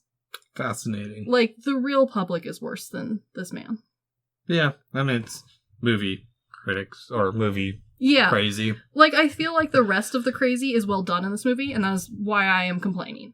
Because the rest of the crazy in this film, I think, is pretty spot on. Like, you can see where the, like, made up fantasy logic makes sense. You can see the, like, descent into madness in, like, this most clear and crystal sort of way, and this almost, like, poetic sense of, like, interdimensional sex demons styling. Cricket Man's weak. Yeah, no, I agree. Get on my level, Cricket Man. Probably the weakest scene of the movie, in my opinion. Yeah. Next to them kissing randomly. Not randomly, just kissing. Yeah, I don't care. No. But that's just because I don't care. No. I am invested in Cricket Man. I just feel like he could up his game. True. But now we get back to more seduction. Frank's just hiding behind the pillar now, and Julia isn't shocked anymore. She looks very David Bowie-esque now. Yeah, that's a good way to put it. Yeah. Very kind of androgynous, the heavy makeup. Yeah, and also, like, maybe tweaking out on something, but also probably not. She's tweaking out on the high of murder. Yeah, like, we're like, you know that person's always been clean, but that's why it's crazy. She's one or two people away from that good dick. I mean, yeah, that's kind of what she implies, but also, like, you kind of get this, like, this sense that, like, she has built Frank up so high that Frank in himself is like, I don't know if I'm what you think I am, lady. Look at me. I am wet skin. I'm wet flesh. She's all she could want and more. That I think he's all she imagines, remembering and more. Yeah. Very rose-tinted glasses. Very much so, which kind of makes me wonder if, like, if the interdimensional sex demon police hadn't shown up to arrest Frank, would she have then killed Frank for being disappointing? Like, maybe not the first time, maybe not the third time, but eventually. Possibly. You know? Yeah. Also, Frank can taste now, so that's something. Good for you, Frank. No one cares. And now we get an explanation that the box is bad. It's doors to the pleasures of heaven or hell. And this is where, this very intentional language is where I think the proof of Frank and Julia's paths in the movie are starting to show they split. Because it is made incredibly clear every time we see the box or the Cenobites that they are some people's demons and some people's angels. And it's clear that they are Frank's demons. Yeah, he wanted them to be his angels. But they weren't. This is where I think it is slowly starting to imply that Julia will find them different than Frank did if this had, like, been allowed to occur without Frank's interference. No, I think that just leaves it up of, like, into interpretation of how people would react on the other side. Yeah, which we do get a little bit of finally what happened to Frank and getting torn apart, which I don't get how Julia sees this happen to him. Flashback. Woo. Mental projections. Frank is psychic now. Frank does the ripple effect and everyone knows what's happening. Yeah. But finally we do get a little bit of Larry finally noticing some changes. Julia's being much colder to him than normal. Which is impressive because normally she's ice cold. Yeah. Like, Larry, my man, maybe it's time to see a doctor. Yeah. Well, you seem to be disassociating so hard. I don't know if you realize what day of the week it is, guy. Yeah, well, we also get Frank or Larry trying to be like want to be masculine. He's watching fights. He's like, "Oh yeah," and Julia's like, "Don't you like normally?" Or no, he brings it up to her. Don't you normally dislike this kind of thing? Yeah. Yeah. Yeah, and even then, like, Larry feels like one of those friends that's like, I can handle spice, and eats like 2 hot Cheetos and then drinks a gallon of milk. Like this is the weakest being manly I have ever seen. Yeah. Well, and he also thinks he can seduce her, but like... That ship has long since sailed. Larry, my man, everyone has seen you. And we've seen your brother's ass. And let's be very real. Your brother's better built than you. Yeah. Well, they try... he tries getting it on with her, and she's like, okay, whatever. But we also now realize that Frank is... the most disappointing skin bag? No, Frank's free. Frank's watching from the closet. He is. Frank is a creepy skin bag. Yeah, but he's also possessive because like he's gonna kill Larry, and Julia's the one who has to tell him to stop. Yeah, I don't think that him becoming the monster, quote unquote, is the reason for the death threats. I feel like this was pre-skin melting drama. Okay. This is just continued on into the modern problem of Frank being undead. Yeah. I feel like this is how Frank was pre-Cenobite problems. Pre-interdimensional sex police. Okay. Yeah, I can see that. Larry was just... Or sorry, no, Frank, it was just Frank, basically. Yeah, this is just Frank being his creepy closet-dwelling self. Okay. Yeah, I can see it. Yeah. But now we cut to dinner with Larry and Christy. I'm surprised they continue to have group dinners. It's just a pair of them. Yeah, I'm not gonna lie. I feel like the family has dissolved so far that I am amazed that they try to hang on to any level of normalcy. Well, I think Larry and Christy are the only ones who have that, because Larry brings up that Julia won't leave the house now, and that they're going to try and he's going to go and try and patch things up. It's just a way to try and add character to Larry and Christy that doesn't really do much for Larry. I also think that the reason it doesn't work for Larry is Larry says that she doesn't leave the house much anymore. Mm-hmm. But we don't really have proof of that. I mean, yeah, the only time we've seen her leave the house is when Larry's not home, and it's for her to bring back some fools. Yeah, so it's more on Larry is just so both blatantly blind and also dumb that he just assumes his wife is unhappy because she sits around the house all day. Yeah. My man, come on. Yeah. Even your daughter is not fooled by this bullshit, but she's also you know what? I don't know how to tell this to you. Yeah, you're just kind of You're the problem. Yeah, pretty much. Well, no, he's not real. I mean, I don't think Larry's a bad guy. No. Okay, so when I say he's the problem, I am saying that he is the problem because he is the only normal person in this shit show of a house. He's not a good enough fuck for Julia. That's what the key of it is. That's where he doesn't perform, is he's not a good lay. He is not a good lay, but also we have pretty much been proven that, good lay or not, eventually Julia will turn to murder. And I don't think anyone deserves to, try and get back together with your murdering soon-to-be ex-wife. No. You need to just let her free. Just get a divorce. Get a divorce and claim you were the problem. Be free, my man. Yeah. Run away. But back at the house, Frank is being a bit of a dick. He's like, you can't love him. Which is rude, because from someone who is so Vaselined up, he can't leave his own room. Yeah. Well, and in desperation, Julia goes to get another John, but Christy sees it, and is somehow kind of surprised that her stepmother, who she knows is a terrible person, is, bringing home other men. Yeah, she's quite a bit more active now, too, and we get fingers to the neck, which this part was censored a bit, too, where they had to remove, 2 seconds of it or something. Yeah, I applaud that he, tried his best to keep as much in the film as possible, while also agreeing to remove stuff, but, he removes exactly how much they required. Yeah, no, exactly. And we also get this phrase from Frank that is very, very creepy. Yeah. And it's used to screw him over later, where he says, "Come to daddy." Yeah, I understand from an 80s standpoint where this phrase was coming from, but from the year of our Lord, 2023. It's kind of funny. It's hilarious. Are you kidding me? Yeah.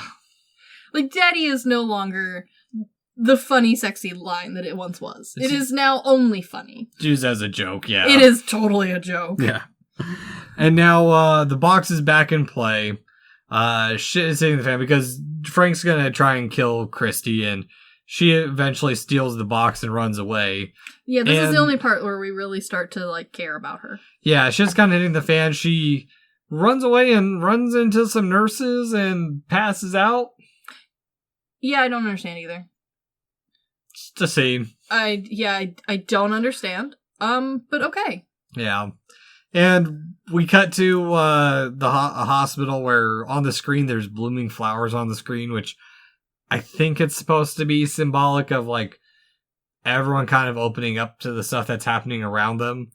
I agree that that's probably what Barker wanted you to interpret that as. Mm-hmm. However, as someone who has dealt with an awful lot of please shut up and stare at the screen so that I can do other shit. Mhm. This is giving dancing baby Cocomelon. Oh, This is giving dancing fruit. I still have yet to see Cocomelon because You don't want to. I don't want to. I know. Your fucking brain, my man. But this feels like brain rot TV, but for like whatever weird hospital they're currently in. Okay. And like I understand that like for him, for Barker, who sees everything with like this lens of a writer and a very poetic writer, that like this has much more symbolism that is possible. I don't think it has aged in the way he wanted it to. No. And, like, even the nurse dialogue is so bad, it's like, you're awake. Good girl. I will go get the doctor for you. Yeah. Wait here. Like, yeah, okay, so this is where I think how good of an actor the rest of the group is, the rest of the main quartet, I guess, is, that, like, when we finally do get a much less refined actor or actress, it stands out really hard. yes. Yeah, very much so. And, yeah, it's a rough bit. It is a rough bit, but at the same time, because despite this movie having the potential to be this, like, classical, thought-provoking piece, because I lump it in with normally I watch this film in line with a bunch of other 80s horror films. Like, if we're watching this, we're watching it at a group night because we're all gonna pick, like, a quote-unquote classic horror that we're gonna watch, right? Mm-hmm. And so, it gets lumped in, and we're already in a silly, goofy mood. And when you're in a silly, goofy mood, it all is a little funny. Yeah. And this, wake up, good girl, hilarious. So, like, I get what he was going for, but as the movie has both solidified in people's, like, list of movies to watch every Halloween, and also, like, watch while plastered drunk on Halloween, partnered next to Leprechaun, in the Hood, the tone does shift just from, like, the viewer's standpoint. Yeah. No. Or, I mean, even by Leprechaun 4. Yeah. Yeah. Yeah. And so Christy is left alone, and like many a woman, when left alone, from time to time they will play with a box. I think this is their own fault. This is the nursing staff's own fault. The only entertainment this poor child has is a video of the exact same flower blooming over and over again. At least with the dancing fruit, they move from left to right, and some of them go up and down, and then some of them get big and small, and the song changes. They didn't even give her that. Sounds fucking awful. It's terrible, but boy, it can rot your eyeballs real fast. Ugh. They didn't even give her that, though. They just gave her, like, what appears to be a noiseless video of a flower blooming in fast motion, and then essentially a demon Rubik's Cube. Yeah, which she solves rather quickly, and from Barker saying that, like, you have to have will and intent and desire, it's like... But she doesn't, does she? As far as we can see, we don't see anything that, like... This is why I think, like, this is where my complaint with, like, normally when we have these sorts of movies, there's extra stuff somewhere for me to dig in and be like, okay, I get it now. This is where her story was supposed to be, but it's not. No, it doesn't exist. No. She's just there, and she solves the puzzle box because she is the Rubik's Cube master. Yeah. And somehow it opens a door, or it opens up a hallway in the wall, and... Okay, but I like the hallway because it's... I do too. It's given Pan's Labyrinth vibes. Yeah, just a bit. Where it's like, where is reality? Where is the mystery? Yeah. Well, and on top of that, I mean, it's horror movie logic. She's drawn by the crying baby from her dream. Yeah, which I mean, again, if I dig deep enough, I could probably find some bullshit reason for there being the baby sound, but whatever, It's a calling to your, well... Maybe to, like, your base instinct, or just something primal or innate within you back to your earliest days. I guarantee that there's some form of logic that could be plastered onto it. I just don't know. I don't either, and Barker doesn't really go into it either. He's, okay, for someone who has definitely thought all of this through and, like, purposely made all these decisions, he really does not explain a whole lot.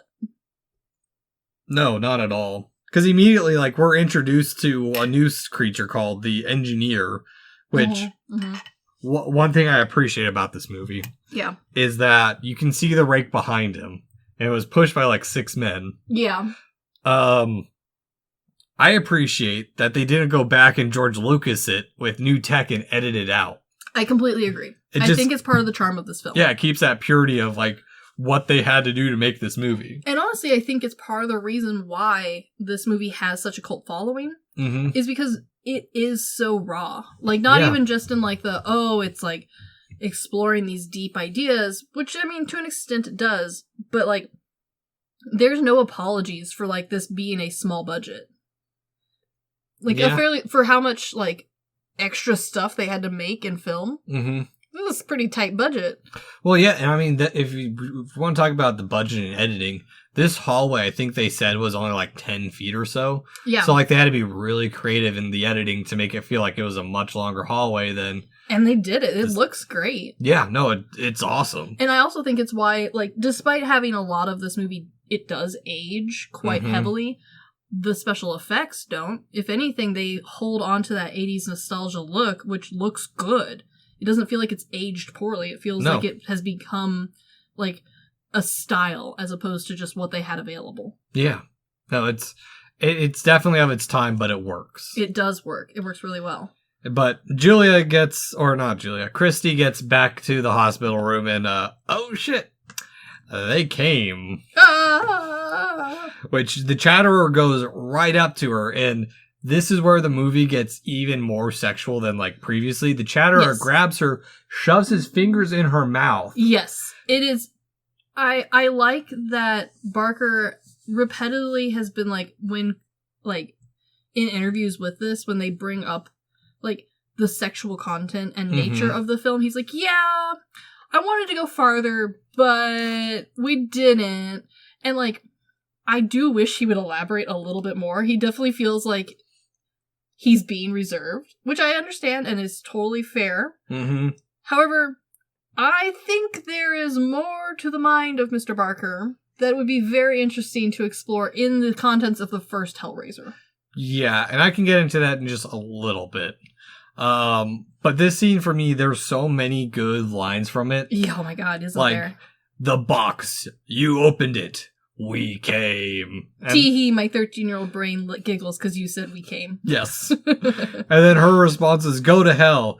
We can't. Alone. Yeah, no. And like, all of these lines are very corny when written out. However, the way they are acted in the moment, they feel very like...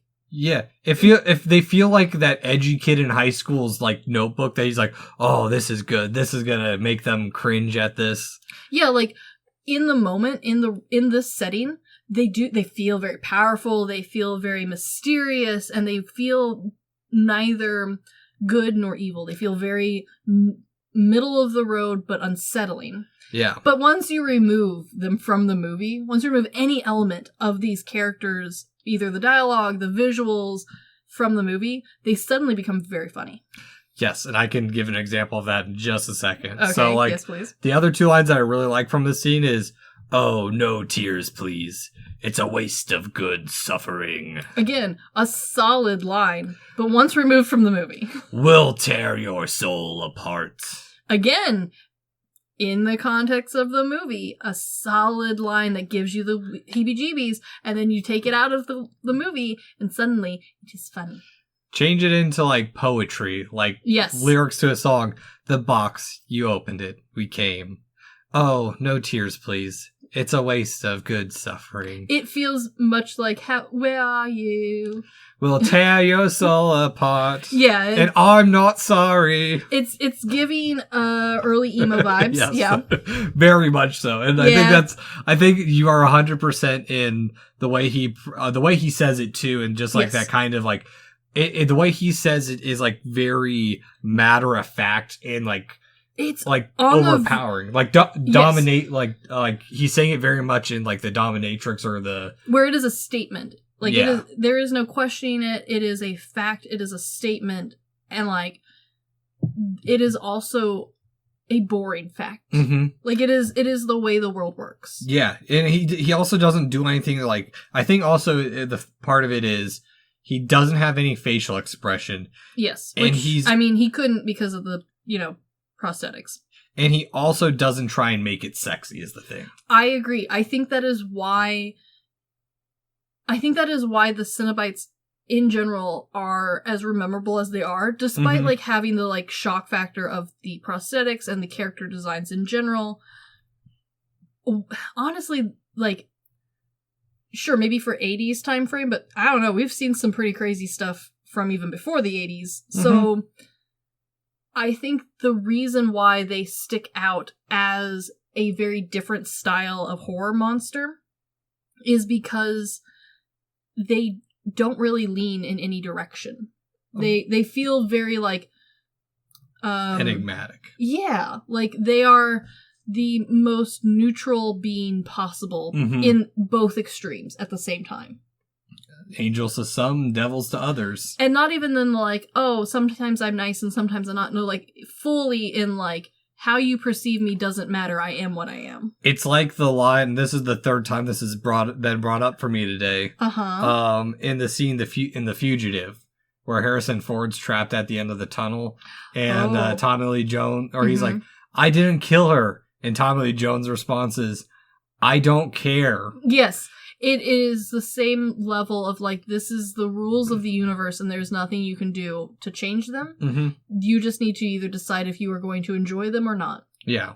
Well, and okay, so let's talk about the Cenobites for a little bit here, because now that we've actually fully seen them, the design was given to the base design was given to the special effects crew, and they kind of developed them on their own. They are inspired by Barker's interests in the taboo and sadomasochism. Yes. Which I think this also kind of led people to, at least a younger generation, to believe like the extremes of what we think of sadomasochism. And that's the thing, like, when you see it in movies, it's always the extreme. It's never like the little bit of like, sure, because technically like pulling hair and slapping, like the little basic stuff that some people are into, that's technically a form of sadomasochism. It's just we don't brand it that way. Oh, sure. And I think a lot of the like look of them comes very specifically from a very unique time in bar history in America. Their design, and specifically like the overall form of them, the overall like color contrast, and like loosely what you can call clothing and like accessories on them, are incredibly drawn from and inspired by a very specific style of 80s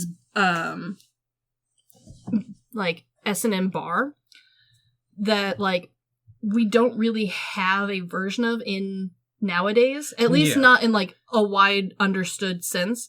But in the California sense, like, this was something that, like, people would have instantly known, like, this was the tie. It's like the bar in The Matrix you see. Yeah, it's also like how, like, we now have this concept of, like, the biker bar in the middle of the desert sort of thing, where, like, it doesn't really look like that anymore. We have our own versions of these sorts of scenes. They just haven't made their way into horror legend yet. Yeah. So, like, it's giving the same energy, but also this was a sort of, like, this was a bar people knew about, but if you were not into the culture, you were not going. So it was a bit on the like, oh, have you heard about? Have you like seen the images, like these quote unquote shocking images of this, where it's like in reality, like people dressed up in some costumes and went and got some drinks. Yeah, it's the 80s idea of like, it's kind of like with the Satanic Panic where they're like, oh, they believe this, and it's like, no, you guys are believing something that someone else wrote, not from the direct sources. Yeah, exactly. We're like, yes, the costume inspiration,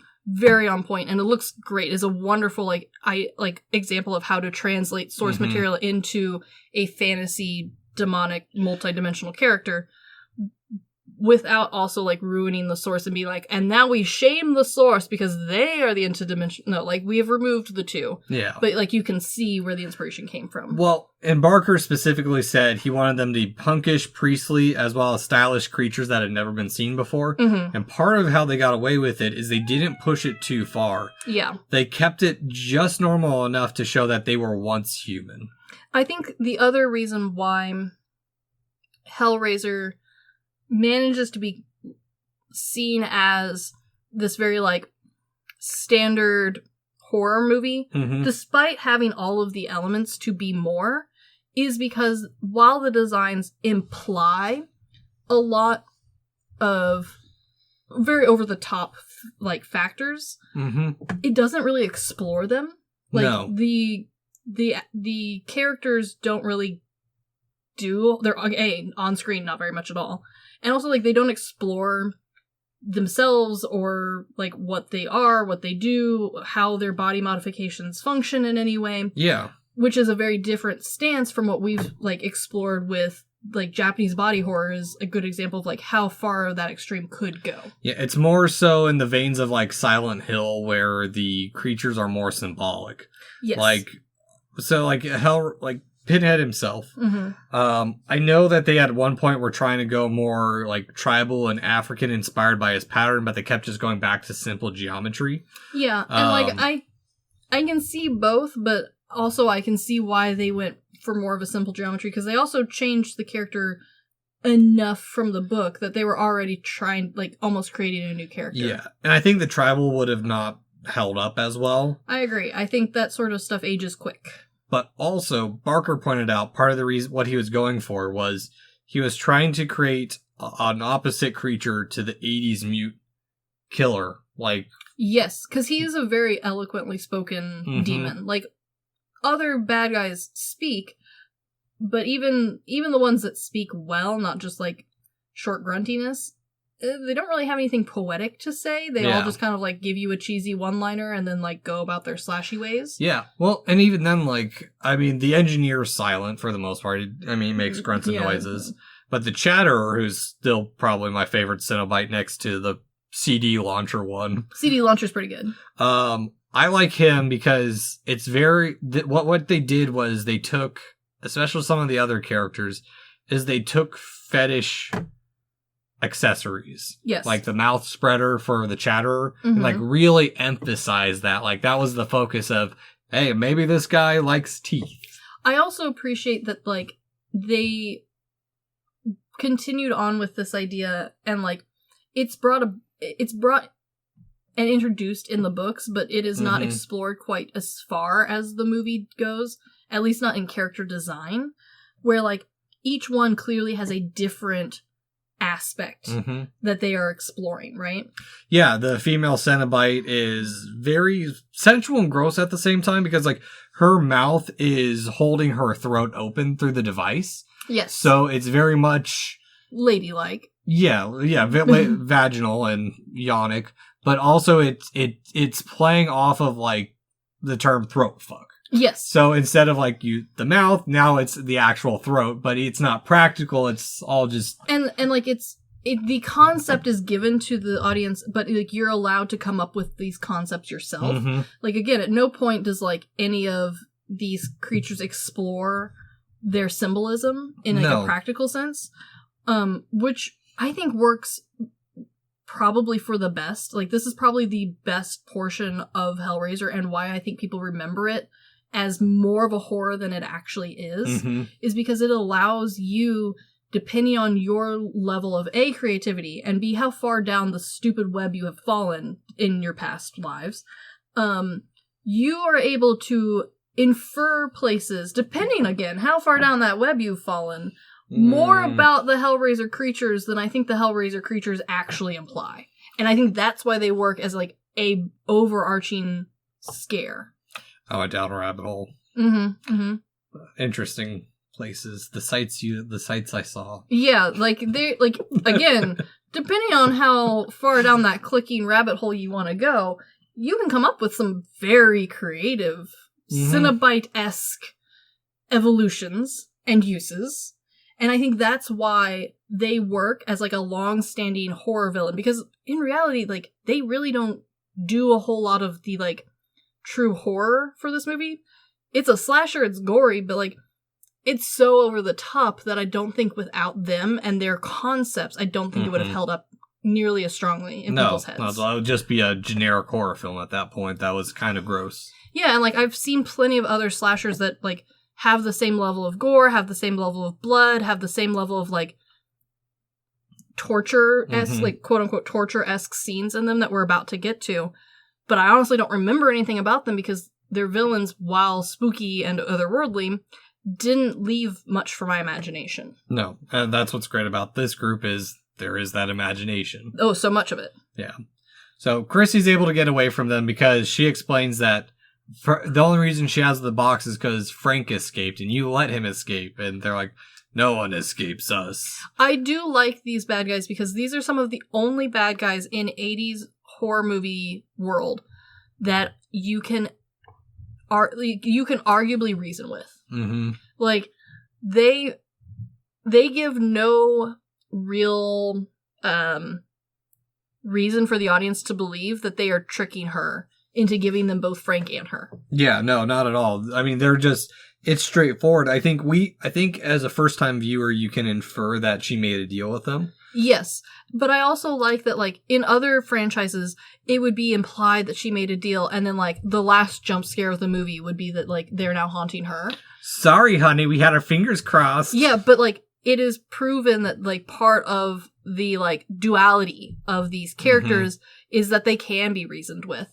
And that they can't, like, to an extent, they can be. Like, to them, you open the box, you should have known what you were getting into, because by their logic, you have to want to open the box. Exactly, which is why I think Christy's a freak in the sheets, probably. Again, which is why, it adds to my argument that, like, the cycle continues, and we could have followed it in a different way later on, but, like, the whole thing went to shit, so whatever. Yeah. So we cut back home, and we're worried, but we're not worried. Julia's worried because Frank only wants new skin. Okay. But, like, I get it. Because Frank's old skin, if we remember correctly, was shredded into little paper. Well, and he also needs a little bit more blood, and well, actually that's... Okay, but also... I think maybe he just does need a new skin, like he can't regenerate the skin at all. The other thing, though, is if Frank did put back on Frank's skin, would that not create problems for actual Frank down the road? Yes, it would. Because, like, you couldn't, like, walk into the DMV and be like, I forgot my driver's license. Well, I'm dead Frank. Here's why he wants it. Uh-huh. So he can hide from the Cenobites. Exactly. Yeah. Like, I know in movie world logic, like, that's the number one reason, but also, like, if, like, he's not just hiding from the Cenobites, he wants out. He is no longer interested in exploring the deep dark down. He would like back into normal life, and the fastest way back into normal life is to take over someone else's life. Take Frank's skin, which... Take Larry, because Larry's useless. Yeah, Larry's skin, which, weirdly enough... no one would notice if Larry suddenly became someone else. True. Weirdly enough, this movie and our next movie also involve someone wearing someone else's skin. Yeah, it's true. Or something wearing someone else's skin. Ooh. But, Chrissy ends up showing up. She's smart in needing to see the body that they actually killed Frank, and this is the part where it gives it away a little bit, where it's or no, she gets away from them. He does eventually say come to daddy later on. Yeah, which corny as hell. Yeah. Corny as hell. But she gets up to the attic and the Cenobites reappear for some reason, and they're like she's like, there's Frank. He's like, that's not Frank. We want the one who did this to him. Whoa. Yeah, the cat's out of the bag. Well, they cut I like this part because they cut, like, the whole cat and mouse shit that you normally would see that would extend the movie another 30 minutes. No, I honestly really like that there's not a dumb Scooby-Doo style chase scene. Mm-hmm. Like, because let's be honest, it doesn't fit with this, like, almost godlike power the Cenobites seem to have. Mm-hmm. Like, why chase when they can just snap into existence? Yeah, no, exactly. And this is the part where it's time for Chrissy to try, or them to try and kill Chrissy, but Julia ends up dying because Frank gets her in the neck and drinks her blood.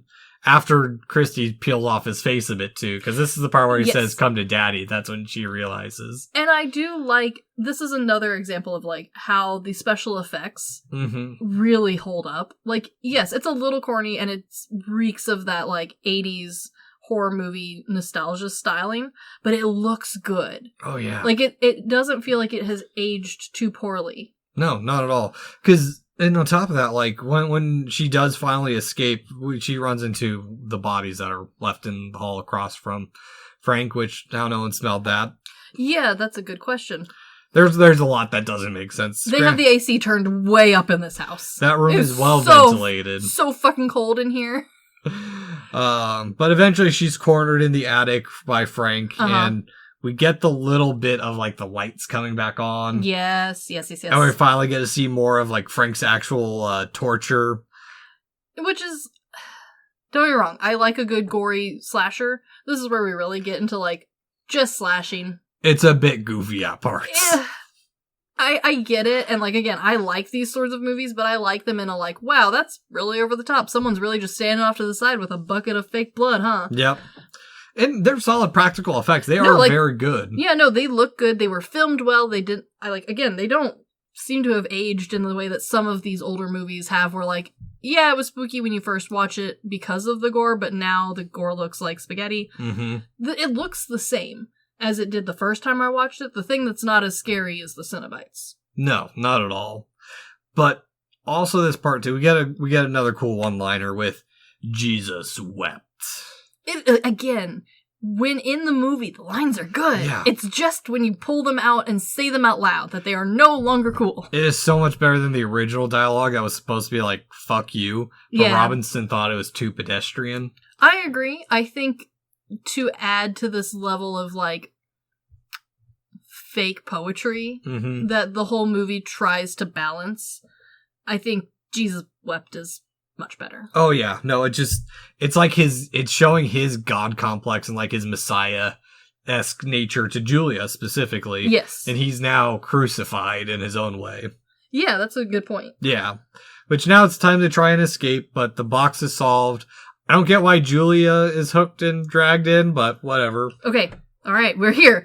I've been telling everyone, but we will get to this. Okay. So, we know that the Cenobites are a duality, but they themselves are not the duality. It is your perspective that creates the duality. They are some people's angels and some people's demons, but they themselves are not any different. This is where I think Julia has slipped down the slippery slope, and where Frank saw demons, Julia sees the potential for angels. And we already know that the Cenobites have the ability to just, like, magically know that you might be sorta into their kinky shit. And they know that Julia is kinda sorta into their kinky shit, and they're like, you know what? We're already here. Well, we got the payback from earlier, but now we're here for you. Well, here's the thing. I don't think the Cenobites really care. No, they do not. It's just whoever is available, they'll drag into their world. They're impartial judges. I would normally agree if there wasn't the evidence from Barker himself, where he has created this system of box protectors and watchers. And the watchers' whole gig is to find people who are probably going to find the box and be into it. Okay. And that's kind of sort of where Cricket Man was supposed to come in, but he ate crickets and left. Yeah. So we didn't, like, I kind of wish that Barker had either done a true, like, full silence, you know, you have to interpret this bullshit on your own, or fully, like, gone in and, like, from the get-go, not like, oh, well, you need to read my other books to, like, enjoy and understand. Like, no, just tell it to me. Tell it to me in the commentary of this movie. I'm okay without it being explained to. It also gives us a reason to do Hellraiser 2. Unfortunately, it does. Because, like, there is some, like, argument of, like, the whole world of Hellraiser is meant to be a cycle, right? Like, it's always meant to be whoever finds the box next, kind of like Ring, where, like, whoever finds the tape next. But as where that one, it's like, oh, the demons are, like, handing it to people and be like, tee-hee, hope you don't watch this. These, like, demonic creatures don't seem to care who finds their box. They just know that some people will find them. And they know some people are going to be into it and some people aren't. It doesn't matter, though, because once you commit, you cannot back out. Yeah. Which, also, I love the line in this bit.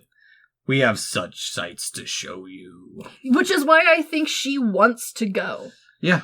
Like, she might not necessarily immediately be like, oh, finally, my place. I'm amongst my people. But, like, I do think that, like, she, in the most subtle ways throughout this movie, has proven that, like, she was on a fast-tracked path that Frank was on. Yeah. And where Frank failed in finding the balance of pleasure and pain in those extremes, she's going to figure it out. Granted, then we have the rest of the series to deal with, and this kind of, like, ruins all of my theories, and it doesn't matter. I am solely focusing on this movie, and, like, pulling the most cherry-picked evidence from the rest of the books and the movies that I can. Okay. But, like, I don't know. I feel like it fits. Because then, like, we can discuss, like, oh, well, her daughter saw it very briefly and went, fucking nope.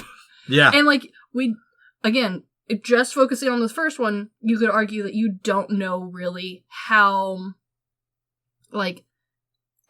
later on in her life that changes what her direction looks like. Okay. Yeah. Definitely something to think about and explore before or after, too. Yes. Yeah. Because, like, yeah, like, if you, like, you kind of have to take each one in its own little bubble.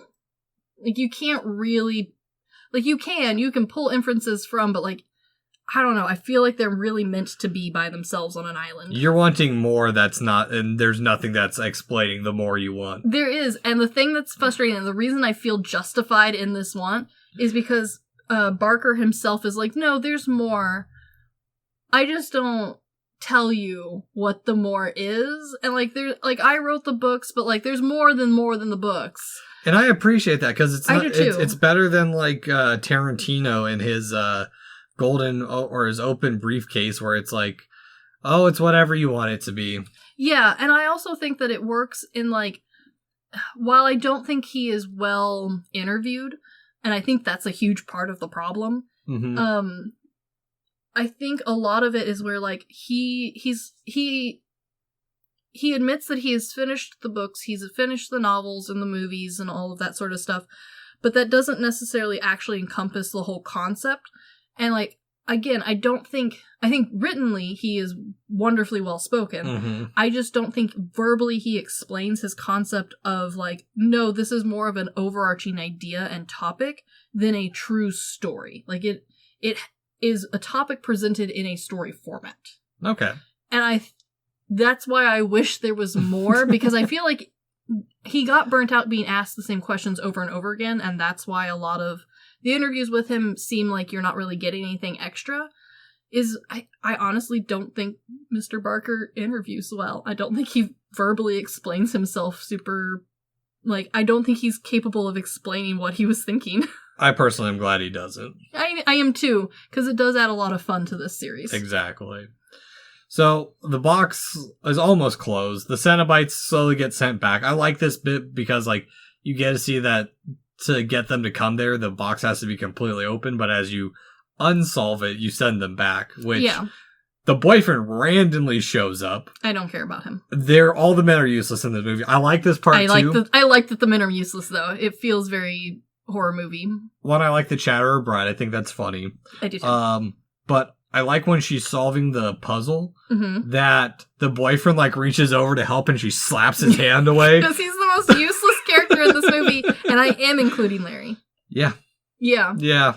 Yeah, no, he is useless. He's so useless. But the door magically closes, and it begins to rain as the house glows, and Frank's portrait goes up in flames.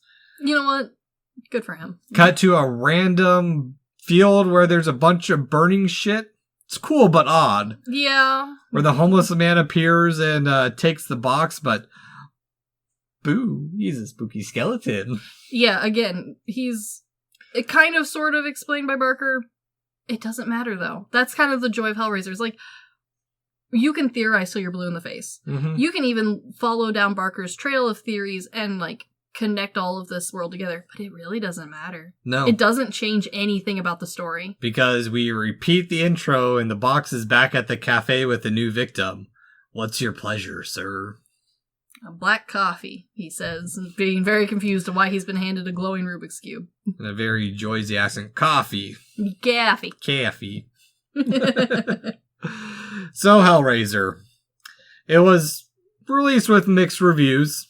It has received mixed reviews since the day it came out.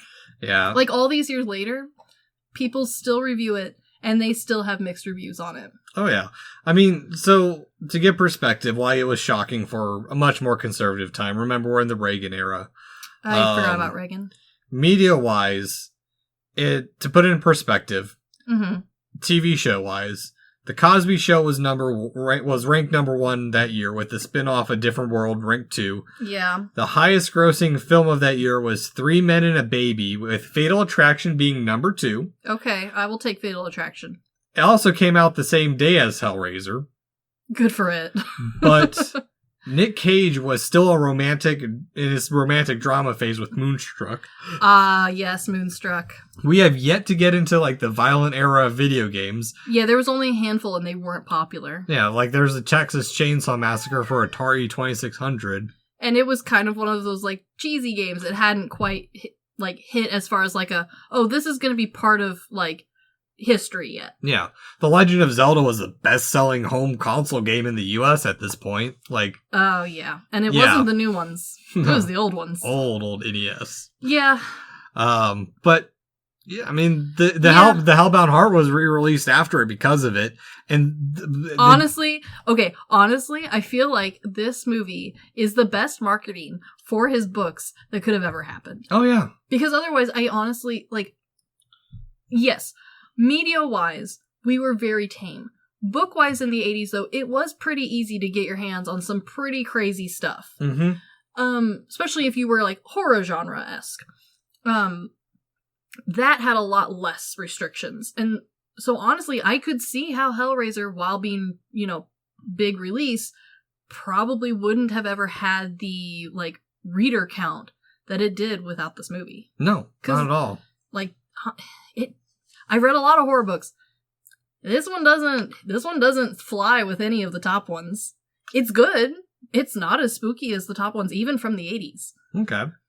Well, and I also think the marketing of this was genius, too, because all the posters, and I've stopped doing our poster reviews because I just don't have the time right now. Yes, but it's a bit hard to not know what this poster looks like. Everyone and their mom has seen it. It is just Pinhead holding the box on pretty much everything. Yeah, and it beautifully hasn't changed much in all these years. We've called it the box. It is called the Lament Configuration. Thank you very much. Okay, on that note, literally everything in this movie that is not labeled in any way has a fucking name.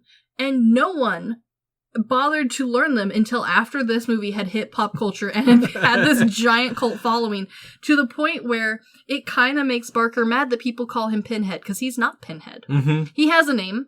I don't fucking care. I'm calling him Pinhead. You can't stop me. Ha ha ha. Yeah. Well, and, so Barker was also surprised by, the popularity of it, too, which, one thing I learned that was interesting, it's referenced in Scooby-Doo. I haven't seen that part yet. But I learned that it was a big inspiration for the early chapters of Kentaro Murai's Berserk. Oh, okay.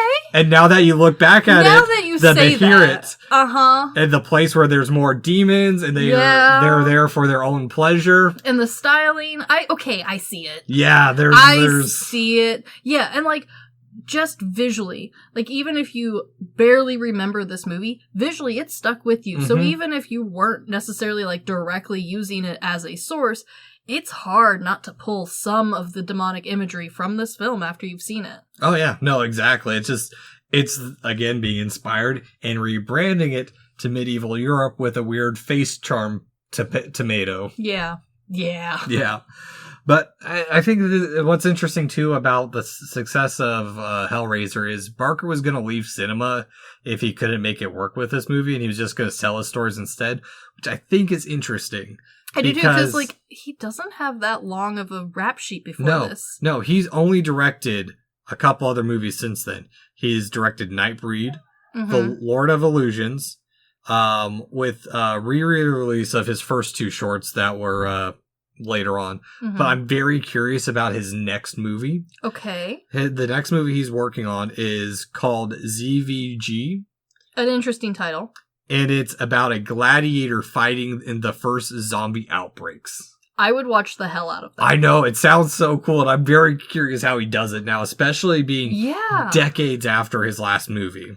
That's a good point. Because, especially with the exception, maybe, of this one, a lot of his works just feel like reworkings of his own writing. And, it's not even in the way of, I have both of these projects, I want to rework it to be a movie and its own piece. No, it feels like, I have made this movie, and I would like to make it into a film, I shall do it. So it creates my book into movie form. It is as close as possible 9 times out of 10, I feel. Yeah. And supposedly, with the success of the first one, they already greenlit the second one before it was even released, which also led to the slew of garbage, which... Yeah, there was a lot... Okay, so the reason I think people don't realize that there's so many of these is because I think only the first, 3 or 4 had movie, theater releases. The rest of them were straight to VHS. Oh, yeah. And there's a reason. They're garbage. Yeah. They're fun garbage, but they're garbage. Yeah. And just real quick, the last thing I kind of want... There's a couple things I want to mention. Mm-hmm. I think part of the reason Barker doesn't interview as well, and I forgot to say this when you were ranting about it a little bit earlier, is that he says something in his interviews, or one of his interviews, that he says the movie belongs to other people now. And I think the reason he was tired of talking about it is because of what people did with his other work, and he was just kind of like, I'm done with this franchise. I can see why he would be of that mindset, because he very much strikes me as, once he has an idea, it must continue to be that exact idea, and he will rework it to portray that in whatever medium it's in. But yeah, the path that Hellraiser and the Cenobites eventually took definitely do not jive with him or his writing style at all, and I can totally see why he would potentially be done with these interviews, because a lot of them aren't even necessarily asking him about the first one or his books. A lot of these interviews have not, they barely talk that he has a book, which I could see how that'd be frustrating, because it kind of seems like he made this movie to promote his book. Vice versa too. Yeah, a little bit, but the man seems, again, to be a writer first, director second. Yeah. Well, and also a couple other points that are brought up that I think is interesting about Hellraiser is that no teenagers are harmed. I do like that, especially physically. For the 80s, that's something. Yeah. Because, let's be real, this was the time period where, the definition of teenager, especially because this is a later 80s, this is 87, right? Mm-hmm. So, by now, we aren't even talking about, 17, 18-year-olds. We're talking, 12, 13-year-olds for a lot of these movies. We're starting to be teenagers are being scared by the boogeyman. Yeah. No, that is a child. Yeah. Well, it's also all male victims. No busty women killed. No real busty women in the movie either. Okay, that is something that I think Hellraiser does better than most horror movies in general, not just 80s, but especially 80s, is the women in this film are the object of sexual desire. Mm-hmm. They are also, for the most part, the killers, minus the teenage one, but she doesn't count. We can throw her out of the movie. But on top of that, she is not overly dolled up. She is not No. She was not picked because she happens to be the most beautiful woman. She's honestly kind of, for movie standards, the average looking gal for the film. She's not promoted as wow, he married so far up the chain. Yeah. She's good looking. She's not extraordinary. Yeah. And I really like that. They match each other. Larry's not... Yeah, Larry's not winning any awards. No. And, yeah, she's not bad looking either, but, I really appreciate that, this movie has the ability to be so sexually driven without having this, unnecessary beauty filter attached to it, this unnecessary standard attached to it. You can be a sexy murderer all you want, and it doesn't matter what you look like.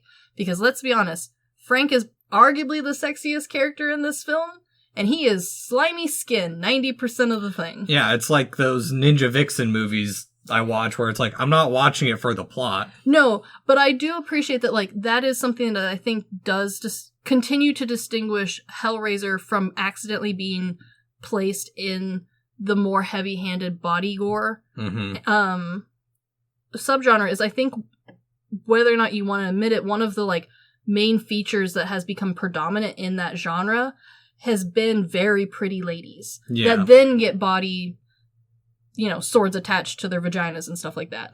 Katana titties. But on top of nice titties. Yeah. There's no nice titties in this film. Yeah, now that we bring that up, I do kind of wonder if there is a correlation between, because I know Japanese body horror is very creative. I wonder if there's some Hellraiser influence at all, or if it just feels like they're so, they developed differently, but similar. It's convergent evolution where... I completely think this is an example of convergent evolution in film. And I think that this is where, him sticking to his guns on a lot of this helps him remain different from his other counterparts. Because even the American adaptations of body horror, the men will be on the verge of ugly in some of the films. Mm-hmm. But the ladies are almost always picked for having, like, perky butt, perky tits, like, the most snatched waist out of any naked woman on this planet. Whereas this one, like, even the Cenobites are just, like, they range from average body shape to blob.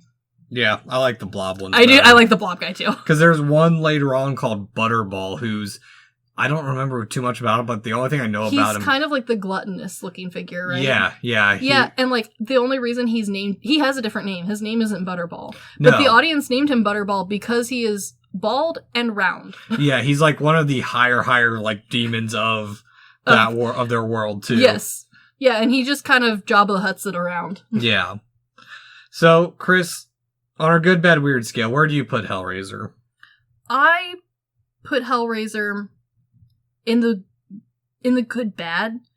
I know it seems like it deserves a weird spot, but on rewatching this, even with the idea of like me being back in the day of 1987, I don't think it hits the weird. No. I think it's gory. I think, honestly, the gore is the biggest shock factor.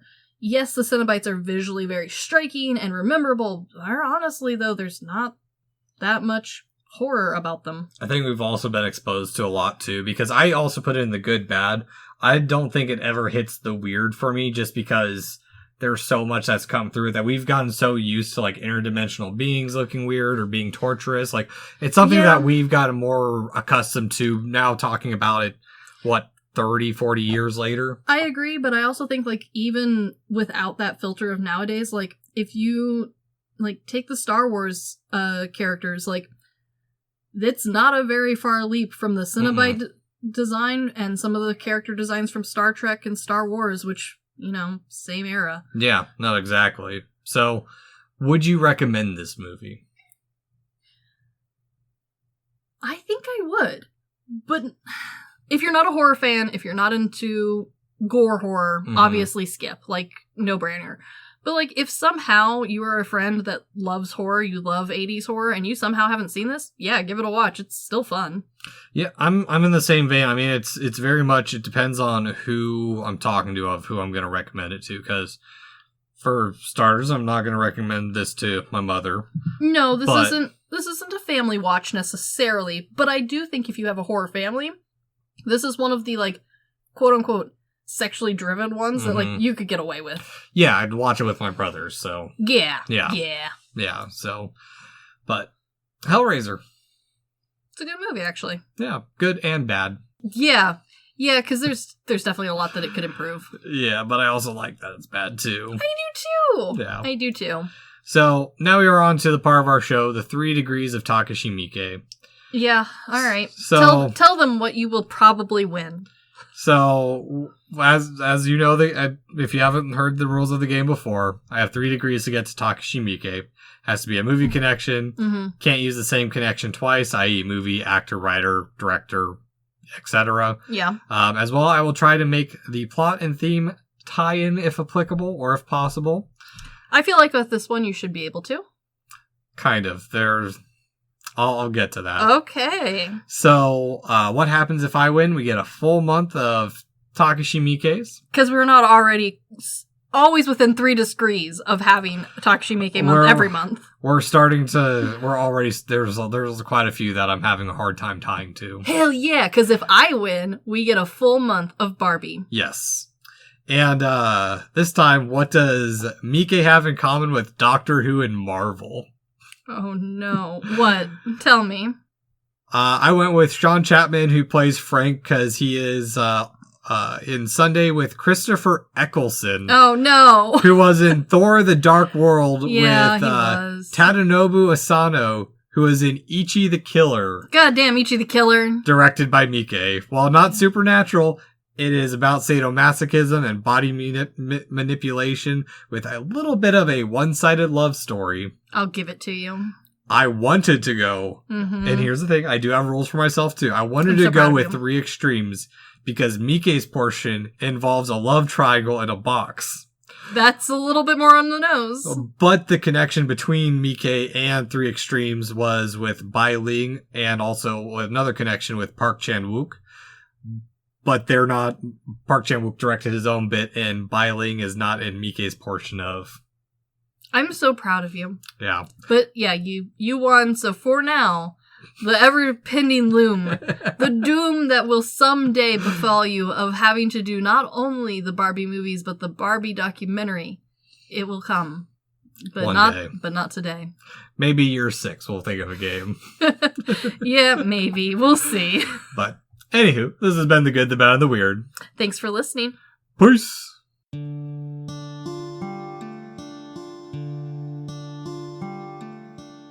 Thank you for stopping by this here town of The Good, the Bad, and the Weird. We appreciate your listenership, and if you want more of our takes in your life, feel free to check us out on social media at The Good, the Bad, and the Weird Podcast, or TGTBTW for short. As well, if we missed a fact, your favorite part of a movie, or just have a suggestion and want to reach out and say howdy, feel free to email us at tgtbtwpodcast@gmail.com. And feel free to join our Discord at The Good, the Bad, and the Weird Podcast, where we talk about movies, just share random banter here and there. And always, check out our podcasters, streamers, or any other content creator we shout out in our episodes. We really appreciate it. And as always, thank you for listening. Peace!